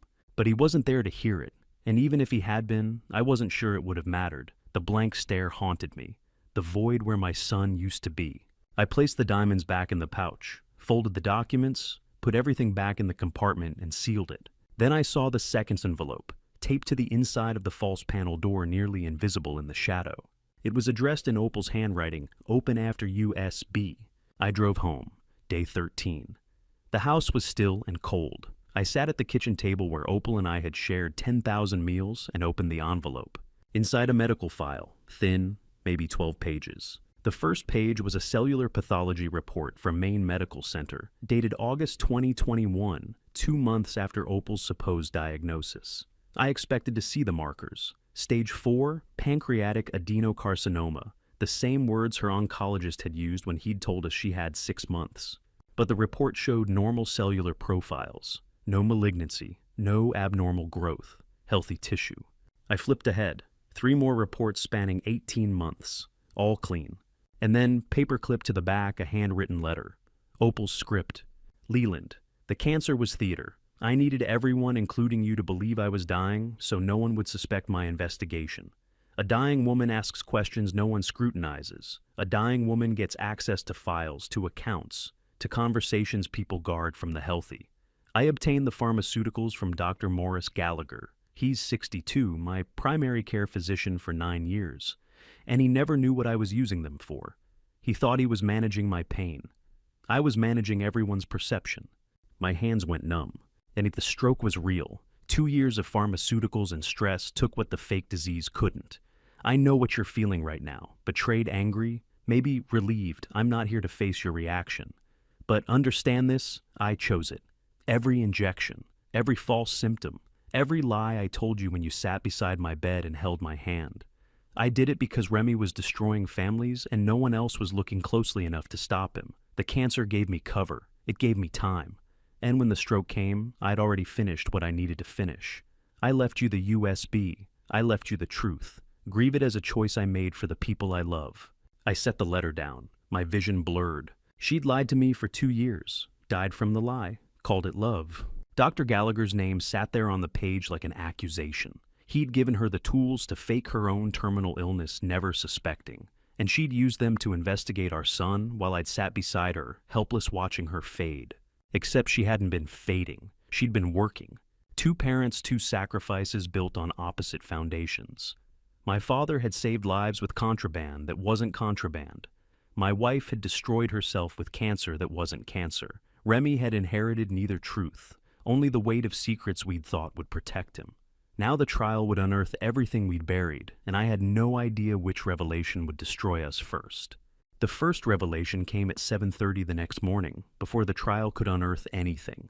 I walked into Dr. Morris Gallagher's clinic with Opal's fabricated oncology file, and one question, did you know she was dying for real?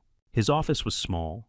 Diploma from Tufts, 22 years, serving Harbor Watch frame photos of patients he'd saved. 62 years old, silver hair. Steady hands that had written prescriptions for my family since Remy was a boy. He looked at me across the desk like a man who'd been expecting this visit for months. I knew, he said. I set the file on his desk, the clean pathology reports, the pharmaceuticals list, the 2-year deception. She told you, I said. Not at first. He opened the file, glanced at the pages without really reading them. At first I thought I was managing palliative care, pain management, symptom control, end-of-life comfort. She presented with all the markers, weight loss, fatigue, imaging reports from other facilities. I had no reason to question it. When did you know? He exhaled slowly. 8 months in. She came for a refill and I noticed discrepancies. The progression wasn't matching her symptom timeline. I confronted her, and she showed me everything. Everything, I repeated. Transaction records, forged trust documents, your surgical timeline cross-referenced with the first fraudulent transfers. He leaned back. 18 inches of evidence stacked in a folder she carried in like a briefcase. She said, I need you to make me disappear in plain sight. I need to become so terminal that no one suspects I'm investigating. I felt the air leave the room. You helped her, I said. I did. No hesitation, no apology. She was saving families, 23 of them by her count. And she was dying anyway, not from cancer, but from the toll of what she was doing to herself. The pharmaceuticals, the stress, the deception. I watched her cellular function decline in real time. The stroke didn't surprise me. It was inevitable. You watched her die from the pharmaceuticals you gave her. I watched her save 23 families, he said quietly. She made her choice. I made mine. The anger I'd carried into his office dissolved into something heavier. Shared grief. Complicity in a sacrifice I'd never been allowed to consent to. The medical board, I said. I surrendered my license voluntarily 2 weeks ago. The FBI contacted me during their investigation. They'd pulled pharmacy records from Opal's medical file as part of the asset fraud case. I told them everything before they could ask twice. 2-year suspension, $50,000 fine, no criminal charges mitigating intent they called it, helping a patient protect her community. He opened his desk drawer and pulled out a small USB drive, bone gray, the color of ash, the color of truth that burns everything clean. She asked me to give you this after the first USB went public, said you'd come looking for answers, and this was the last one she could give. He slid it across the desk. What's on it? I asked. I don't know, he said. She recorded it here in this office 3 days before the stroke, alone. I never watched it. I took the drive. It was warm as if it had been waiting in his hand. I'm sorry, he said, for what it's worth. I didn't answer. There was nothing left to say. I played the video at 10:45 that night alone in the workshop. The screen flickered, then steadied. Opal appeared sitting at our kitchen table. She wore the green sweater I'd given her for our 30th anniversary. Her face was thin, but her eyes were clear. Hello, my love, she said. My throat closed. If you're watching this, the USB worked. The investigation went public. The families are fighting back. She folded her hands on the table, the same gesture she'd used 1,000 times when explaining something difficult. I need you to understand the timeline. I found the first transaction 3 weeks after your surgery, buried in an account I'd been monitoring for estate planning. The transfer was small, $12,000, but the routing matched a pattern I recognized from audit work I'd done years ago. Layered, deliberate, designed to disappear. She paused, took a breath. I knew immediately what Remy was building, and I knew if I confronted him, he'd bury it deeper. So I became someone no one scrutinizes, a dying woman asking questions about her estate, her accounts, her son's financial future. The cancer had to be real enough to fool you. If you'd known, you would have tried to stop him yourself, and he would have seen you coming. Her voice stayed steady, but her hands trembled slightly. Dr. Gallagher discovered the deception 8 months in. I gave him the choice to walk away. He stayed. He's a good man, Leland. Don't punish him for helping me do what I needed to do. She leaned closer to the camera. The stroke was real. The toll was real. I don't regret it. I saved 23 families from losing their homes. I left you the evidence you need to stop him. And I need you to know every time I lied to you, every time you sat beside my bed, thinking I was fading from cancer, I was working, I was fighting, and I would do it again. Her voice, her face, her green sweater. 2 years dead and still giving orders. There is one more thing, she said, her tone shifting. Hidden in the base of the photo album, a final page I never showed you. Open it when you're ready, not before. She smiled soft and sad. I love you, Leland. Now, go fix the clocks. The screen went black. I sat in the silence for a long time. Then I stood, walked to the workbench, and picked up the album. It sat where I'd left it weeks ago, Hollow Center already violated, USB already revealed. But Opal said, base not, Hollow Center. I flipped it over. The felt backing had a corner loose I'd never noticed. One more thing she'd hidden. One more truth she'd died protecting. I peeled the felt backing carefully, afraid it would disintegrate in my hands. The felt came away in one piece, and underneath yellowed torn at 3 corners was the original album page I'd thought lost forever. The photograph was gone, removed years ago. But the page itself remained blank except for faint discoloration at the edges. I held it up to the pendant lamp. Nothing. Then I remembered my father's lessons. Invisible ink, lemon juice, oxidizes under heat. I retrieved the heat gun from the restoration bench used for softening old varnish, loosening frozen mechanisms. Set it to low, passed it slowly over the page. Brown writing appeared sentence by sentence in Opal's careful script. Check power of attorney against hospital admission codes from 2 years ago. You signed nothing. I kept heating. More words emerged. You were sedated, but Remy was in the house. My hands went cold. I set down the heat gun and pulled the hospital records from the drawer where I'd filed them months ago. Admission, October 12th, 2021, 6:15 a.m. Discharge, October 15th, 2021, 11 a.m. 72 hours under general anesthesia and post-surgical sedation for the valve replacement that had nearly killed me. Then I pulled the forged power of attorney documents, the ones Xiomara had used to create the fraudulent trusts. 14 signatures, all allegedly mine, all notarized, all dated within a 3-day window. October 12th through October 15th, 2021. Every signature, every document. 72 hours when I couldn't have signed my own name, much less complex legal instruments transferring fiduciary authority. The hospital log showed one visitor during that window, Remy Finch, son. October 13th, 2021, 2 p.m. to 8:30 p.m. 6.5 hours alone in the house while I lay unconscious 20 miles away. Opal had known. She'd cross-referenced the dates, confirmed the impossibility, and hidden the proof in oxidized ink on a page no one would think to heat. I wasn't a co-conspirator. I was a victim whose signature hand had been in a surgical recovery ward, while his son forged documents in the family workshop. The federal exposure evaporated. No criminal liability, no conspiracy charges. Just a father who'd been used while unconscious. I sat down heavily on the stool, the page still warm in my hands. Opal had given me exoneration from beyond the grave, one last gift I hadn't known I needed until the walls had already started closing in. 6 months passed between those discoveries, time enough for grief to harden into something I could carry to a witness stand. I taught financial literacy classes every Tuesday at the community center. 18 people, median age 63, learning to read trust documents and recognize red flags. I visited Remy once at the Cumberland County Jail, sat across from him in silence for 20 minutes. He never spoke. Neither did I. I donated my father's Operation Amber Wave files to the State Museum. 17 diamonds, 37 refugee names, proof that some legacies are built on salvation rather than sin. And then, April 2024, the trial began. Cumberland County Superior Court, Portland, Courtroom 3, larger than I'd expected. Oak-paneled walls, high ceilings, gallery seats filled with reporters, families, and the curious.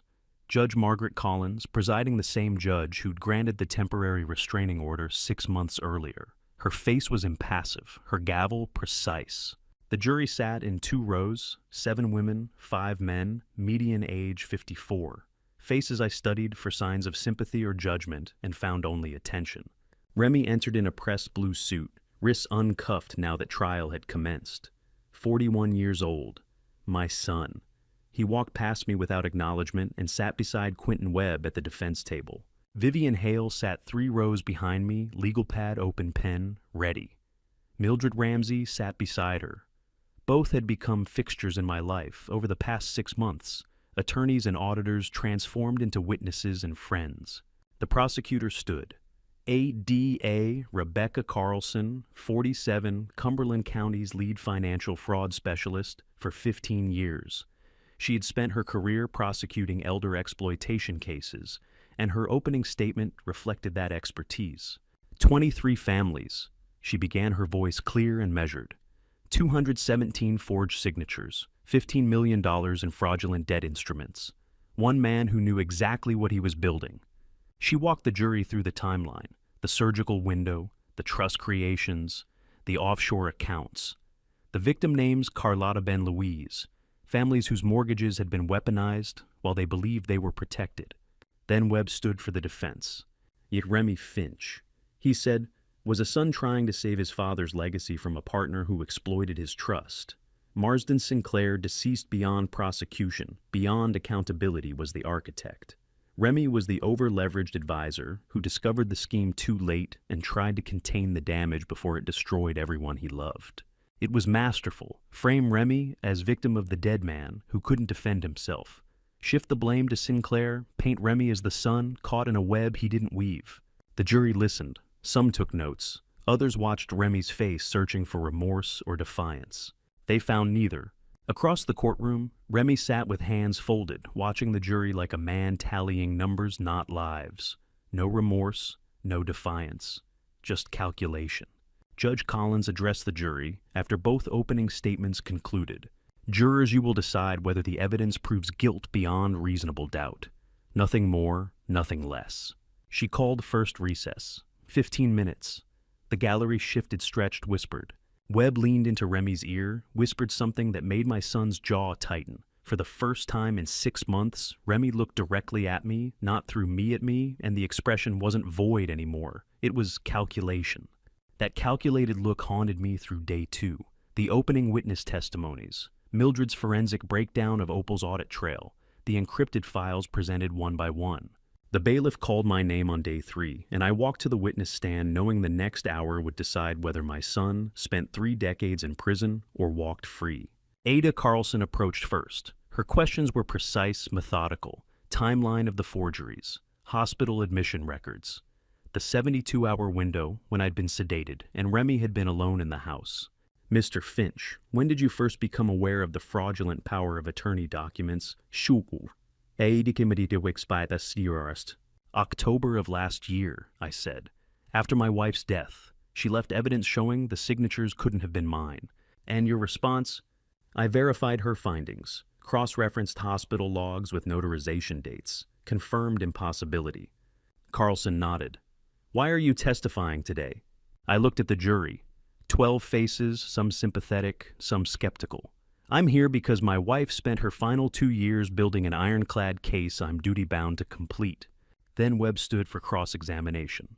Mr. Finch, isn't it true you have a significant financial interest in your son's conviction, that your own potential criminal liability hinges on framing him as sole perpetrator?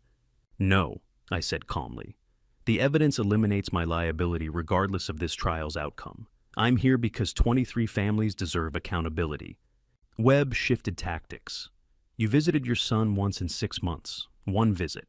Does that sound like a father seeking justice or a father seeking vengeance? The courtroom went quiet. It sounds, I said slowly, like a father who sat across from his son and found no one home. No remorse, no explanation, just silence. Webb started to respond, but Carlson stood. Your Honor, the prosecution would like to introduce Exhibit 47C, audio recording recovered from Sinclair's yacht backup server. Judge Chen nodded. Proceed. Carlson played the file. The quality was tinny, compressed, but the voices were unmistakable. Remy's voice, old man won't understand what he signed. He just trusts me. Sinclair's laugh low and sharp. Genetic flaw, trusting your offspring. Remy again, by the time he realizes it'll be too late to unwind, the recording ended. The courtroom held its breath. Then Carlson introduced the encrypted texts recovered from Xiomara's confiscated phone.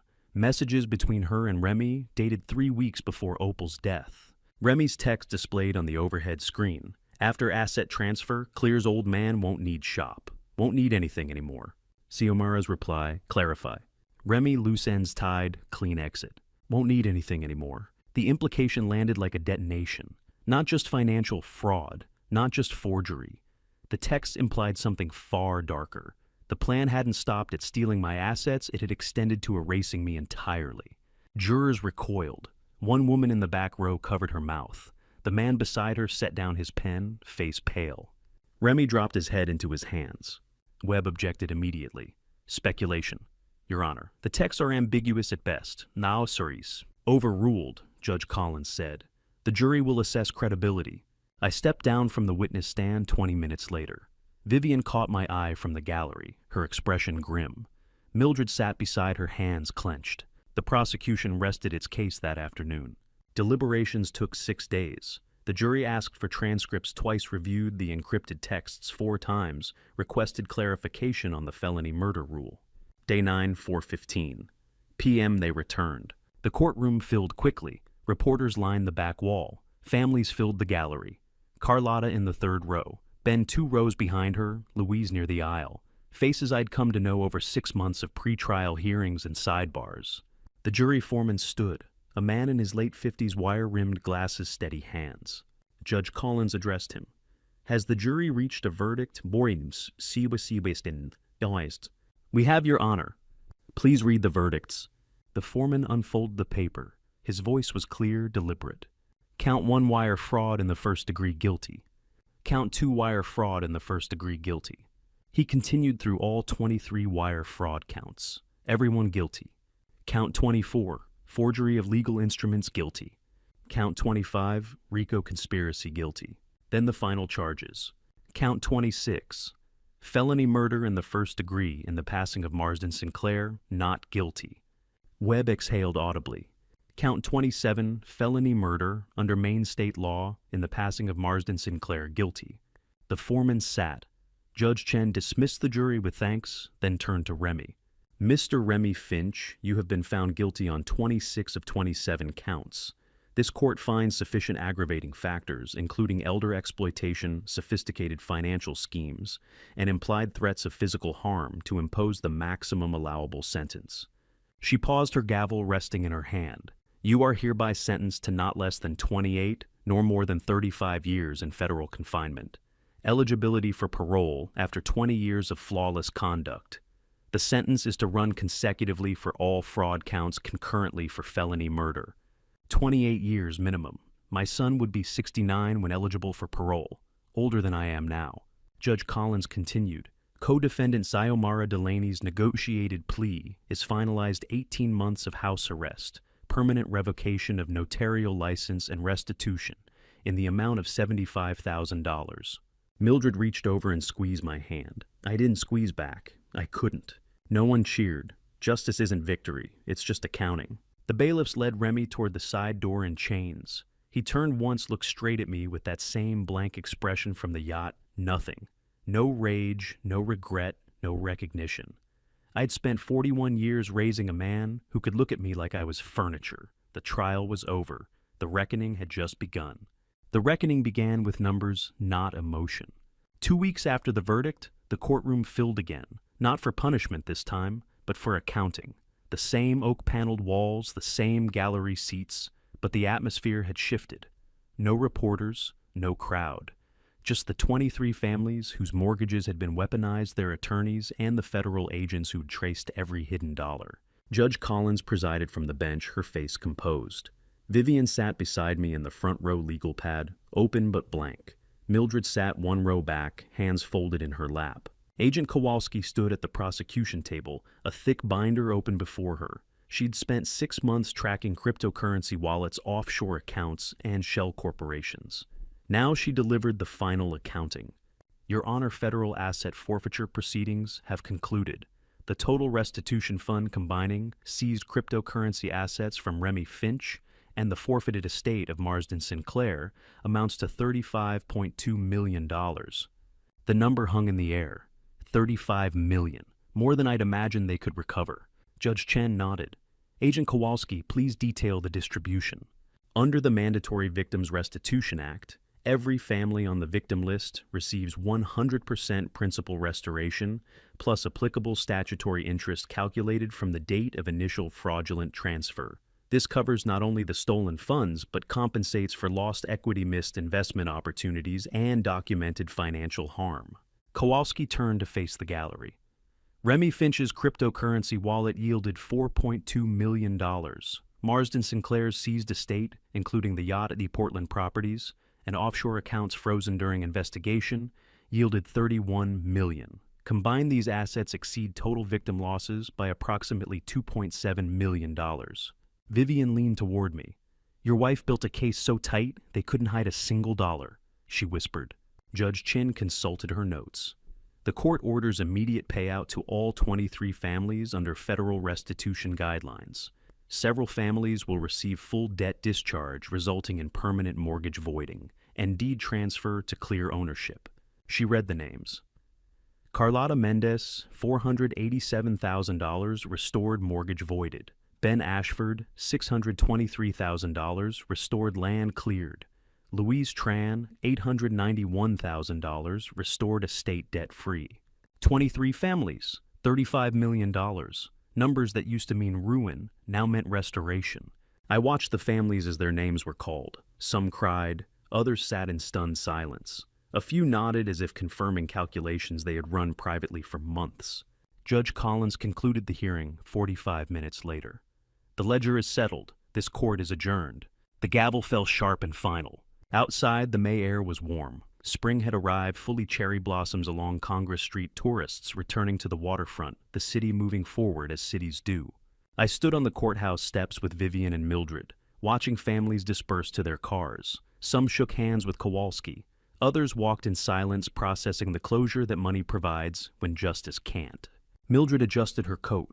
She'd worn the same gray wool throughout the trial, practical and unadorned. She looked tired but lighter, as if a weight she'd carried had finally been set down. I reached into my pocket and pulled out the pocket watch. Harold's watch. Gold casing, Roman numerals. Inscription on the back, HF, 1968, time well spent. My grandfather had given it to my father the year he'd started Operation Amber Wave, the year he'd begun saving refugees with diamonds that weren't contraband. I held it out to Mildred. Opal wanted you to have this, I said, for keeping the ledger. Mildred stared at the watch, then at me. I can't. Harold would have approved, I said. You did what he did, protected people, counted what mattered, made sure the accounts balanced. She took the watch carefully, turned it over, read the inscription. Her fingers traced the engraving. She did the hard part, Mildred said quietly. I just counted what she found. You spent 2 years making sure every number held up in court. You testified. You cross-referenced forensic trails while the rest of us were still processing shock. Opal knew what you'd do before you did it. That's why she chose you. Mildred slipped the watch into her coat pocket, patted it firmly. She said nothing, but she squeezed my hand once hard, the way Opal used to when words weren't sufficient. Vivian stood beside us, her expression soft. 3 generations, she said. Harold saved lives. Opal saved homes. Mildred saved the accounting. That's a legacy. 3 generations, 2 women, 1 legacy finally clean. The watch ticked in Mildred's pocket, time, moving forward, not just counting losses. We descended the courthouse steps together. Vivian peeled off first, heading to her firm to file permanent injunction paperwork. Mildred walked me to my truck, parked 3 blocks away near the harbor. What will you do now? She asked. Teach, I said. Financial literacy classes start next week at the community center. 18 people signed up, most of them victims who want to make sure this never happens to anyone else. Mildred nodded. Opal would like that. And you? Back to audits, she said.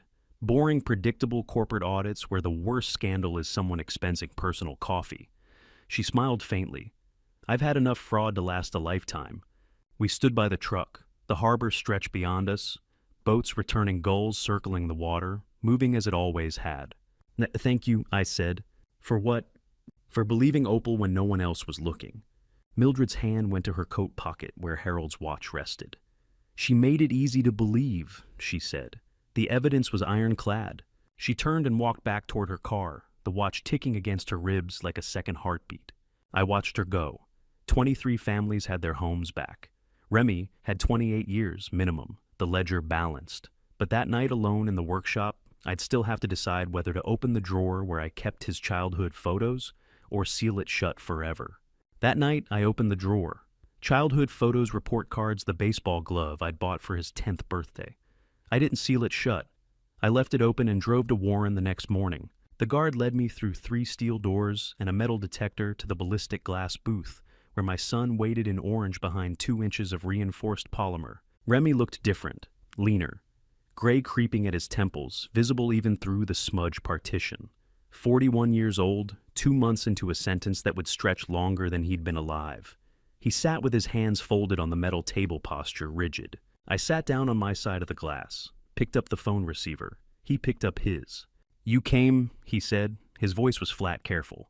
I did. Why? I reached into my jacket and pulled out a white legal envelope. Placed it in the transfer slot, a small drawer built into the partition for passing documents. Pushed it through to his side. I brought something you should have seen 41 years ago, I said. Open it now or after I leave. He stared at the envelope. What is it?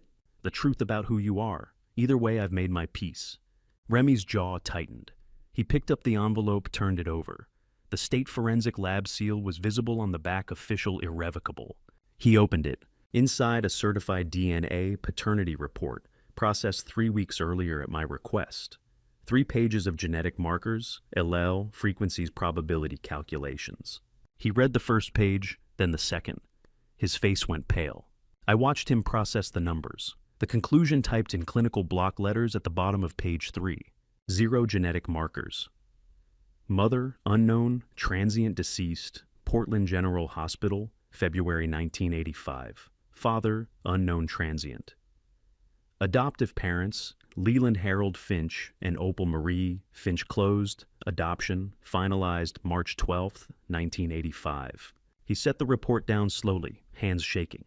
"You're not my father," he said. "Biologically, no." The silence stretched. 30 seconds? A minute? The fluorescent lights hummed overhead. Somewhere in the corridor beyond, a steel door clanged shut. "You always knew?" he asked finally. "Your mother knew from the first hour," I said. "The adoption agency told us your biological mother had died from exposure complications 2 weeks after your birth. No family, no father listed. We signed papers agreeing never to disclose the adoption unless you asked directly. I never asked." "You never did." He picked up the report again, scanned it as if the words might change. "When did you find out?" 3 weeks ago," I said. "I requested the test after the trial. Needed to know if there was something genetic I'd missed. Some hereditary explanation for..." I gestured vaguely at the glass, the prison, the wreckage of our lives. "For all of this." "And..." "Nothing genetic," I said. "Just choices." Remy set down the phone, pressed his palms flat against the table. His shoulders rose and fell with controlled breathing. Then he picked up the phone again. "You could have left," he said, "after Mom died, after you found out. You could have walked away and never looked back." "I could have. But you're here." "I am. Why..." His voice cracked slightly. I leaned forward close enough to the glass that I could see my reflection overlapping his face. "Because you are my son," I said. "You always were. Biology doesn't make a father. 41 years of raising you, teaching you, loving you, that makes a father. And that's why what you did cut so deep. You didn't just betray a stranger. You betrayed the man who chose you." His face twisted. He turned away facing the cinder block wall. I kept talking. "Your mother and I walked into Portland General in February 1985 and signed papers agreeing to raise an infant with no past, no lineage, no guarantees. We didn't know if you'd be healthy or sick, easy or difficult, brilliant or struggling. We knew nothing except that you needed parents and we wanted to be them." His shoulders shook. "We chose you," I said. "Every day for 41 years we chose you, even when you hated the clocks, even when you resented the shop, even when you looked at me like I was an obstacle to overcome. We chose you." Remy turned back. His eyes were red wet, not the calculating void from the courtroom. Not the blank stare from the arraignment. Real tears, uncontrolled. For 41 years I'd watched him smile, rage calculate. Never this. Never grief. "I didn't know," he said, voice breaking. "I thought Sinclair told me you were using me, that the business was a trap, that I'd never be more than the clockmaker's son unless I broke free. And you believed him." I wanted to believe him. The tears ran freely now. Because it was easier than admitting I was just angry. Angry that you were satisfied with a small shop and a quiet life when I wanted... He stopped, swallowed. "When I wanted more..." More isn't wrong," I said. "The method was." He dropped his head into his hands. His shoulders convulsed. The sobs were audible even through the glass partition, raw and unorchestrated. I waited. Finally, he looked up. His face was blotched broken. "I'm sorry, Dad," he said. 2 words I'd waited months to hear. Maybe years. Maybe since the first forged signature. He pressed his palm against the glass. I matched it from my side, 2 hands separated by polymer and choices and 28 years. "I'm sorry, Dad," he said, again voice breaking. The guard tapped my shoulder. "Time's up." I stood, nodded once, and walked toward the steel door, knowing this might be the last time we ever touched even through glass. It wasn't the last time. I visited twice more in July, each conversation shorter, quieter. The 3rd visit, Remy asked about the shop. I told him it still kept time. 3 weeks after the first prison visit, I stood at the front of Harbor Watch Community Center, teaching 20 strangers how to spot the same fraud my son had perfected. The room was plain folding chairs, fluorescent lights, linoleum floors. 20 faces most, over 60 all victims or friends of victims. They'd come for the Tuesday evening session of Financial Defense for Seniors, a workshop Mildred and I had launched in late June. I stood beside a whiteboard covered in diagrams, trust structures, power of attorney templates, the anatomy of a reverse mortgage scam. "This is a redacted contract from the actual case," I said, holding up a photocopied document with names blacked out. "Notice the signature line. It says authorized representative, not homeowner. That single word difference allowed the fraudster to sign on behalf of people who never consented." Mildred sat in the front row forensic accounting textbook stacked beside her. She'd take over in 20 minutes to walk them through how to read bank statements for unauthorized transfers. Dr. Morris Gallagher sat in the back, his medical license suspended, but his expertise still valuable. He'd volunteered to handle questions about healthcare proxies and medical power of attorney, the documents Opal had used to maintain her fabricated illness. A man in the third row raised his hand. Carl Brennan, 61, local fisherman who'd lost his family's boat to one of Remy's fraudulent reverse mortgages. His weathered face carried the weight of 3 generations of fishing history, erased by forged paperwork. How are we supposed to trust anyone after this? Carl asked. Lawyers, accountants, even family. How do we know? The room went quiet. Everyone waited for my answer. You don't stop trusting, I said. You start reading fine print. Massive difference. Trust isn't blind faith. It's informed confidence. You trust people who show you the math, explain the clauses, answer questions without impatience. The moment someone rushes you or says, just sign here, that's when you stop. Carl nodded slowly. Others took notes. Teaching them to read fine print felt like teaching them to hear counterfeit ticking, same skill, different danger. I'd spent 40 years listening for the irregular beat that meant a mechanism was failing. Now, I was teaching them to listen for the irregular language that meant someone was lying. After the session, Mildred helped me stack chairs. The others had filtered out slowly, several stopping to shake my hand or ask follow-up questions. Dr. Gallagher had left quietly, his suspension still a raw wound. You're good at this, Mildred said, folding the last chair. Clear, patient. Opal would have loved this. I stopped mid-motion, turned to look at her. She'd be front row correcting your syntax, Mildred added, smiling faintly. I smiled, genuinely. For the first time in 8 months, something that wasn't grief or duty or mechanical courtesy. A real smile at the thought of Opal arguing grammar during financial literacy hour. Mildred noticed, said nothing. Just patted my shoulder and carried the folded chairs to the storage closet. 2 weeks later, mid-July, I drove to Augusta with a velvet pouch in the passenger seat. Maine State Museum occupied a limestone building near the Capitol. Classical columns, marble steps. The weight of history made architectural. I'd called ahead, scheduled the appointment, brought every document my father had hidden for 46 years. Dr. James Calloway met me in the administrative offices. 58 Maine State Archivist specialist in Cold War civilian cooperation records. He wore wire-rimmed glasses and a burgundy bow tie, his office lined floor to ceiling with archival boxes. Mr. Finch, he said, shaking my hand. I reviewed the preliminary materials you sent. Operation Amber Wave. Fascinating case. Very few civilian witness files from that era survived intact. I set the velvet pouch on his desk, opened it carefully. 17 uncut diamonds spilled onto the blotter, pale and rough, exactly as they'd been when my father had placed them in the hidden compartment in 1973. Calloway examined them with a jeweler's loupe, then set it down and opened the folder I'd brought. Transaction receipts from Canadian Arctic mines, the Refugee Assistance Ledger, the 1973 State Department letter confirming Harold Finch as civilian cooperating witness. Your father's service to Operation Amber Wave is now part of permanent federal historical record, Calloway said. The Department of Justice has authorized a commendation certificate for his file. He pulled a document from his desk drawer. Heavy parchment gold embossed seal official letterhead from the United States Department of Justice. Certificate of Historical Commendation.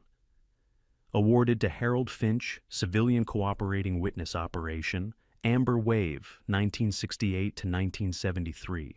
In recognition of material assistance provided to federal investigation and humanitarian contribution to refugee protection efforts. Signed, Deputy Director, Historical Records Division. He wanted these donated 50 years ago, I said quietly. I'm just finishing what he started. Calloway slid the certificate across the desk.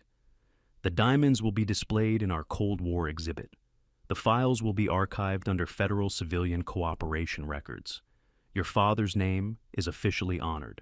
Family name completely cleansed. Harold Finch, not smuggler, not criminal. Decorated witness, protector of refugees. Exactly what he'd been all along. I drove back to Harbor Watch with the certificate in a protective sleeve on the passenger seat, parked behind the shop, walked through the workshop to the 1904 regulator. 3 taps, quarter turn counterclockwise. The false panel opened.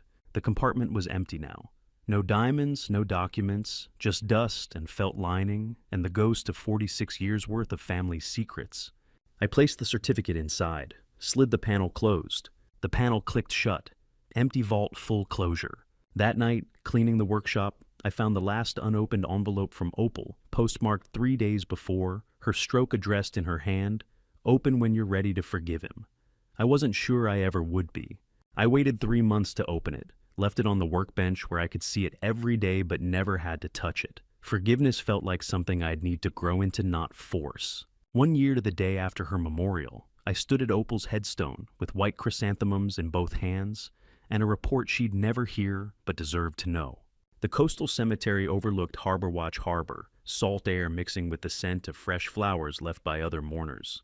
October had turned the trees amber and gold, the same colors that had framed her memorial service 12 months earlier. Her headstone was simple gray granite, no flourishes, no sentiment beyond the facts. I knelt and placed the chrysanthemums, her favorite, against the base of the stone.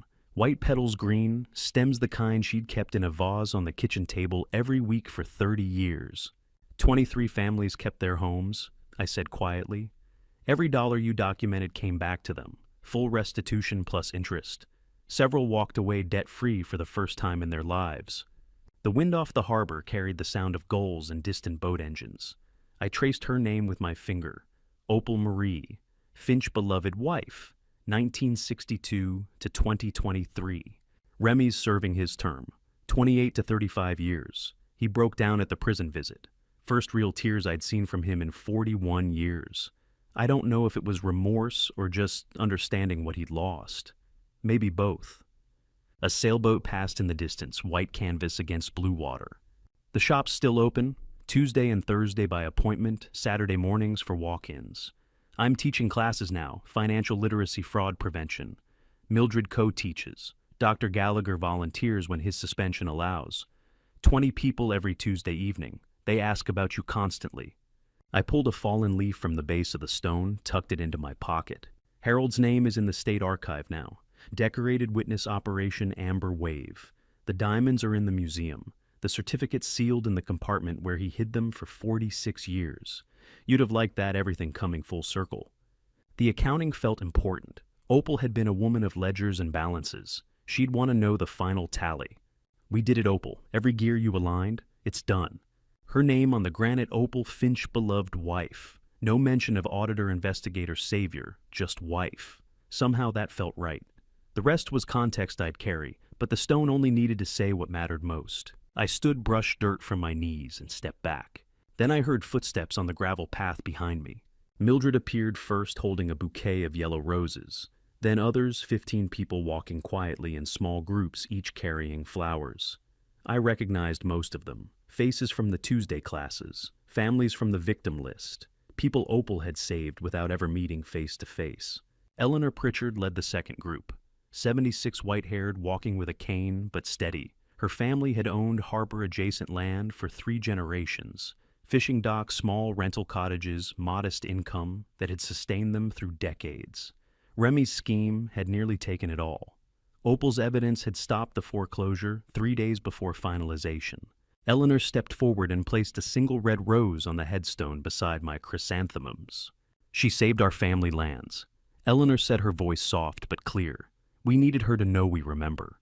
Others approached in turn. A middle-aged woman with daisies, an elderly couple with carnations. Carl Brennan, the fisherman from Tuesday class, with wildflowers picked from the roadside. Each placed their offering on or around the grave, building an impromptu garden of color and gratitude. Mildred waited until the others had finished, then set her yellow roses at the foot of the stone. She looked at me, eyes bright. Every Tuesday they ask about her, Mildred said quietly. I tell them she taught me everything. You taught yourself, I said. She showed me what mattered. There's a difference. The group stood in silence around the grave. No one spoke. No one needed to. The flowers said what words couldn't, that Opal's 2 years of sacrifice hadn't just saved assets, it had saved lives, families' futures. 15 people, 15 families she'd never met, who came to say thank you to stone and silence. I looked at the gathering at Mildred with Harold's pocket watch in her coat, at Eleanor leaning on her cane with 3 generations of land secured behind her, at Carl, who'd regained his fishing boat and his livelihood, at strangers who'd become students, then friends bound together by survival, and the woman who'd made it possible. 41 years raising a son who betrayed us. 2 years she spent saving everyone else. This is the legacy that survives. The sun dropped toward the harbor, casting the same golden light as her memorial service 1 year before. Amber and honey warming the granite and the flowers and the faces of people who'd come to remember someone they'd never thanked in life. Mildred touched my shoulder. "We'll give you a moment," she said. The group dispersed, slowly walking back down the gravel path in quiet pairs and trios. Mildred lingered, squeezed my hand, once nodded, and followed them. I stood alone again, surrounded by flowers. The envelope waited at home. Opal's final words about forgiveness written 3 days before the stroke that would kill her, addressed to a future version of me she'd hoped would be ready. I looked at her name on the stone, at the garden of gratitude built by strangers, at the harbor where boats still moved and tides still turned, and life continued in the stubborn, relentless way it always had. I had one more thing to do, one envelope still unopened, one choice still unmade. But standing there surrounded by proof that love could survive calculation, I thought maybe I was finally ready. I drove home from the cemetery as the sun set Opal's envelope still waiting on my workbench, where it had waited for months. But that night, I didn't open it. I realized I didn't need to. She'd already told me everything that mattered. That evening, I sat at my workbench under amber lamp glow, repairing a vintage pocket watch whose owner had been dead 3 years, when my phone vibrated with news that would make Opal's name permanent. The watch was delicate work, a 1947 Elgin with a frozen balance wheel and corroded hairspring. The family had found it in an estate sale, wanted it restored as a wedding gift. I'd been working on it for 2 hours, my hands steady, my focus complete. This was what I understood. Gears, springs, the mathematics of time made mechanical. My phone lit up on the corner of the bench. A text from Agent Kowalski. I set down my tools and read it. A Finch financial defense curriculum officially adopted by Maine Attorney General as mandatory statewide elder fraud prevention model. Rollout Q1 of 2025. Your Tuesday classes are now legal blueprint for every county in the state. I stared at the screen. Read it again. A second message followed.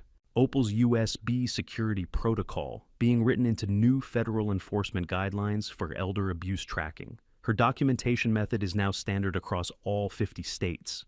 Thought you'd want to know. I set the phone down carefully. Finch Financial Defense Curriculum. The name Remy had tried to weaponize the name he'd used to forge documents and destroy trust was now state law. Mandatory training, legal infrastructure designed to protect the vulnerable from predators like the man my son had become. Opal had built a case so thorough, so methodical, that prosecutors had used it as a template. And now that template was permanent, codified, required. The name he tried to destroy is now law. Opal, you built something that outlasts all of us. Her name in legal code now. Permanent as granite, harder to erase than any headstone. Every county in Maine would teach families to recognize the red flags she had documented. Every federal investigator would follow the audit trail structure she'd pioneered while dying from a fabricated illness. She'd turned her 2-year deception into a 200-year legacy. I picked up the pocket watch again, examined the balance wheel under magnification. The problem was visible now, a hairline crack in the jewel, bearing invisible to the naked eye, but catastrophic to function. I'd need to order a replacement part. Some repairs took time, some required patience and the right tools and the willingness to wait for what couldn't be rushed. I texted Kowalski back, "Thank you, she'd be proud." The response came immediately. She'd say it was just accounting. I smiled. That sounded exactly like Opal. I worked until midnight, then locked the shop, and walked home through quiet streets where 23 families slept in homes they still owned, in beds they had nearly lost, dreaming dreams they had almost been robbed of. The following morning, golden autumn sunlight flooded the shop. I stood at the front door with my hand on the sign I'd flipped to closed 12 months earlier, the day after Opal's memorial. The simplest movement, the heaviest symbolic weight. I turned it. Open. The bells above the door chimed as I propped it wide, letting October air sweep through the workshop. Cool, salt-tinged, alive. 10 minutes later, the first customer arrived. A boy maybe 12 wearing a backpack and clutching a tarnished silver pocket watch in both hands like it was fragile treasure. He stepped inside, tentatively looking around at the walls of ticking clocks with wide eyes. "Can I help you?" I asked. He approached the counter, set the watch down carefully. "My granddad said you're the only man in the county who can make it tick again," the boy said. "Said Finches have been fixing what's broken in this town for 100 years. I picked up the watch, examined it. The case was worn smooth from decades of handling the crystal, scratched but intact. I opened it carefully.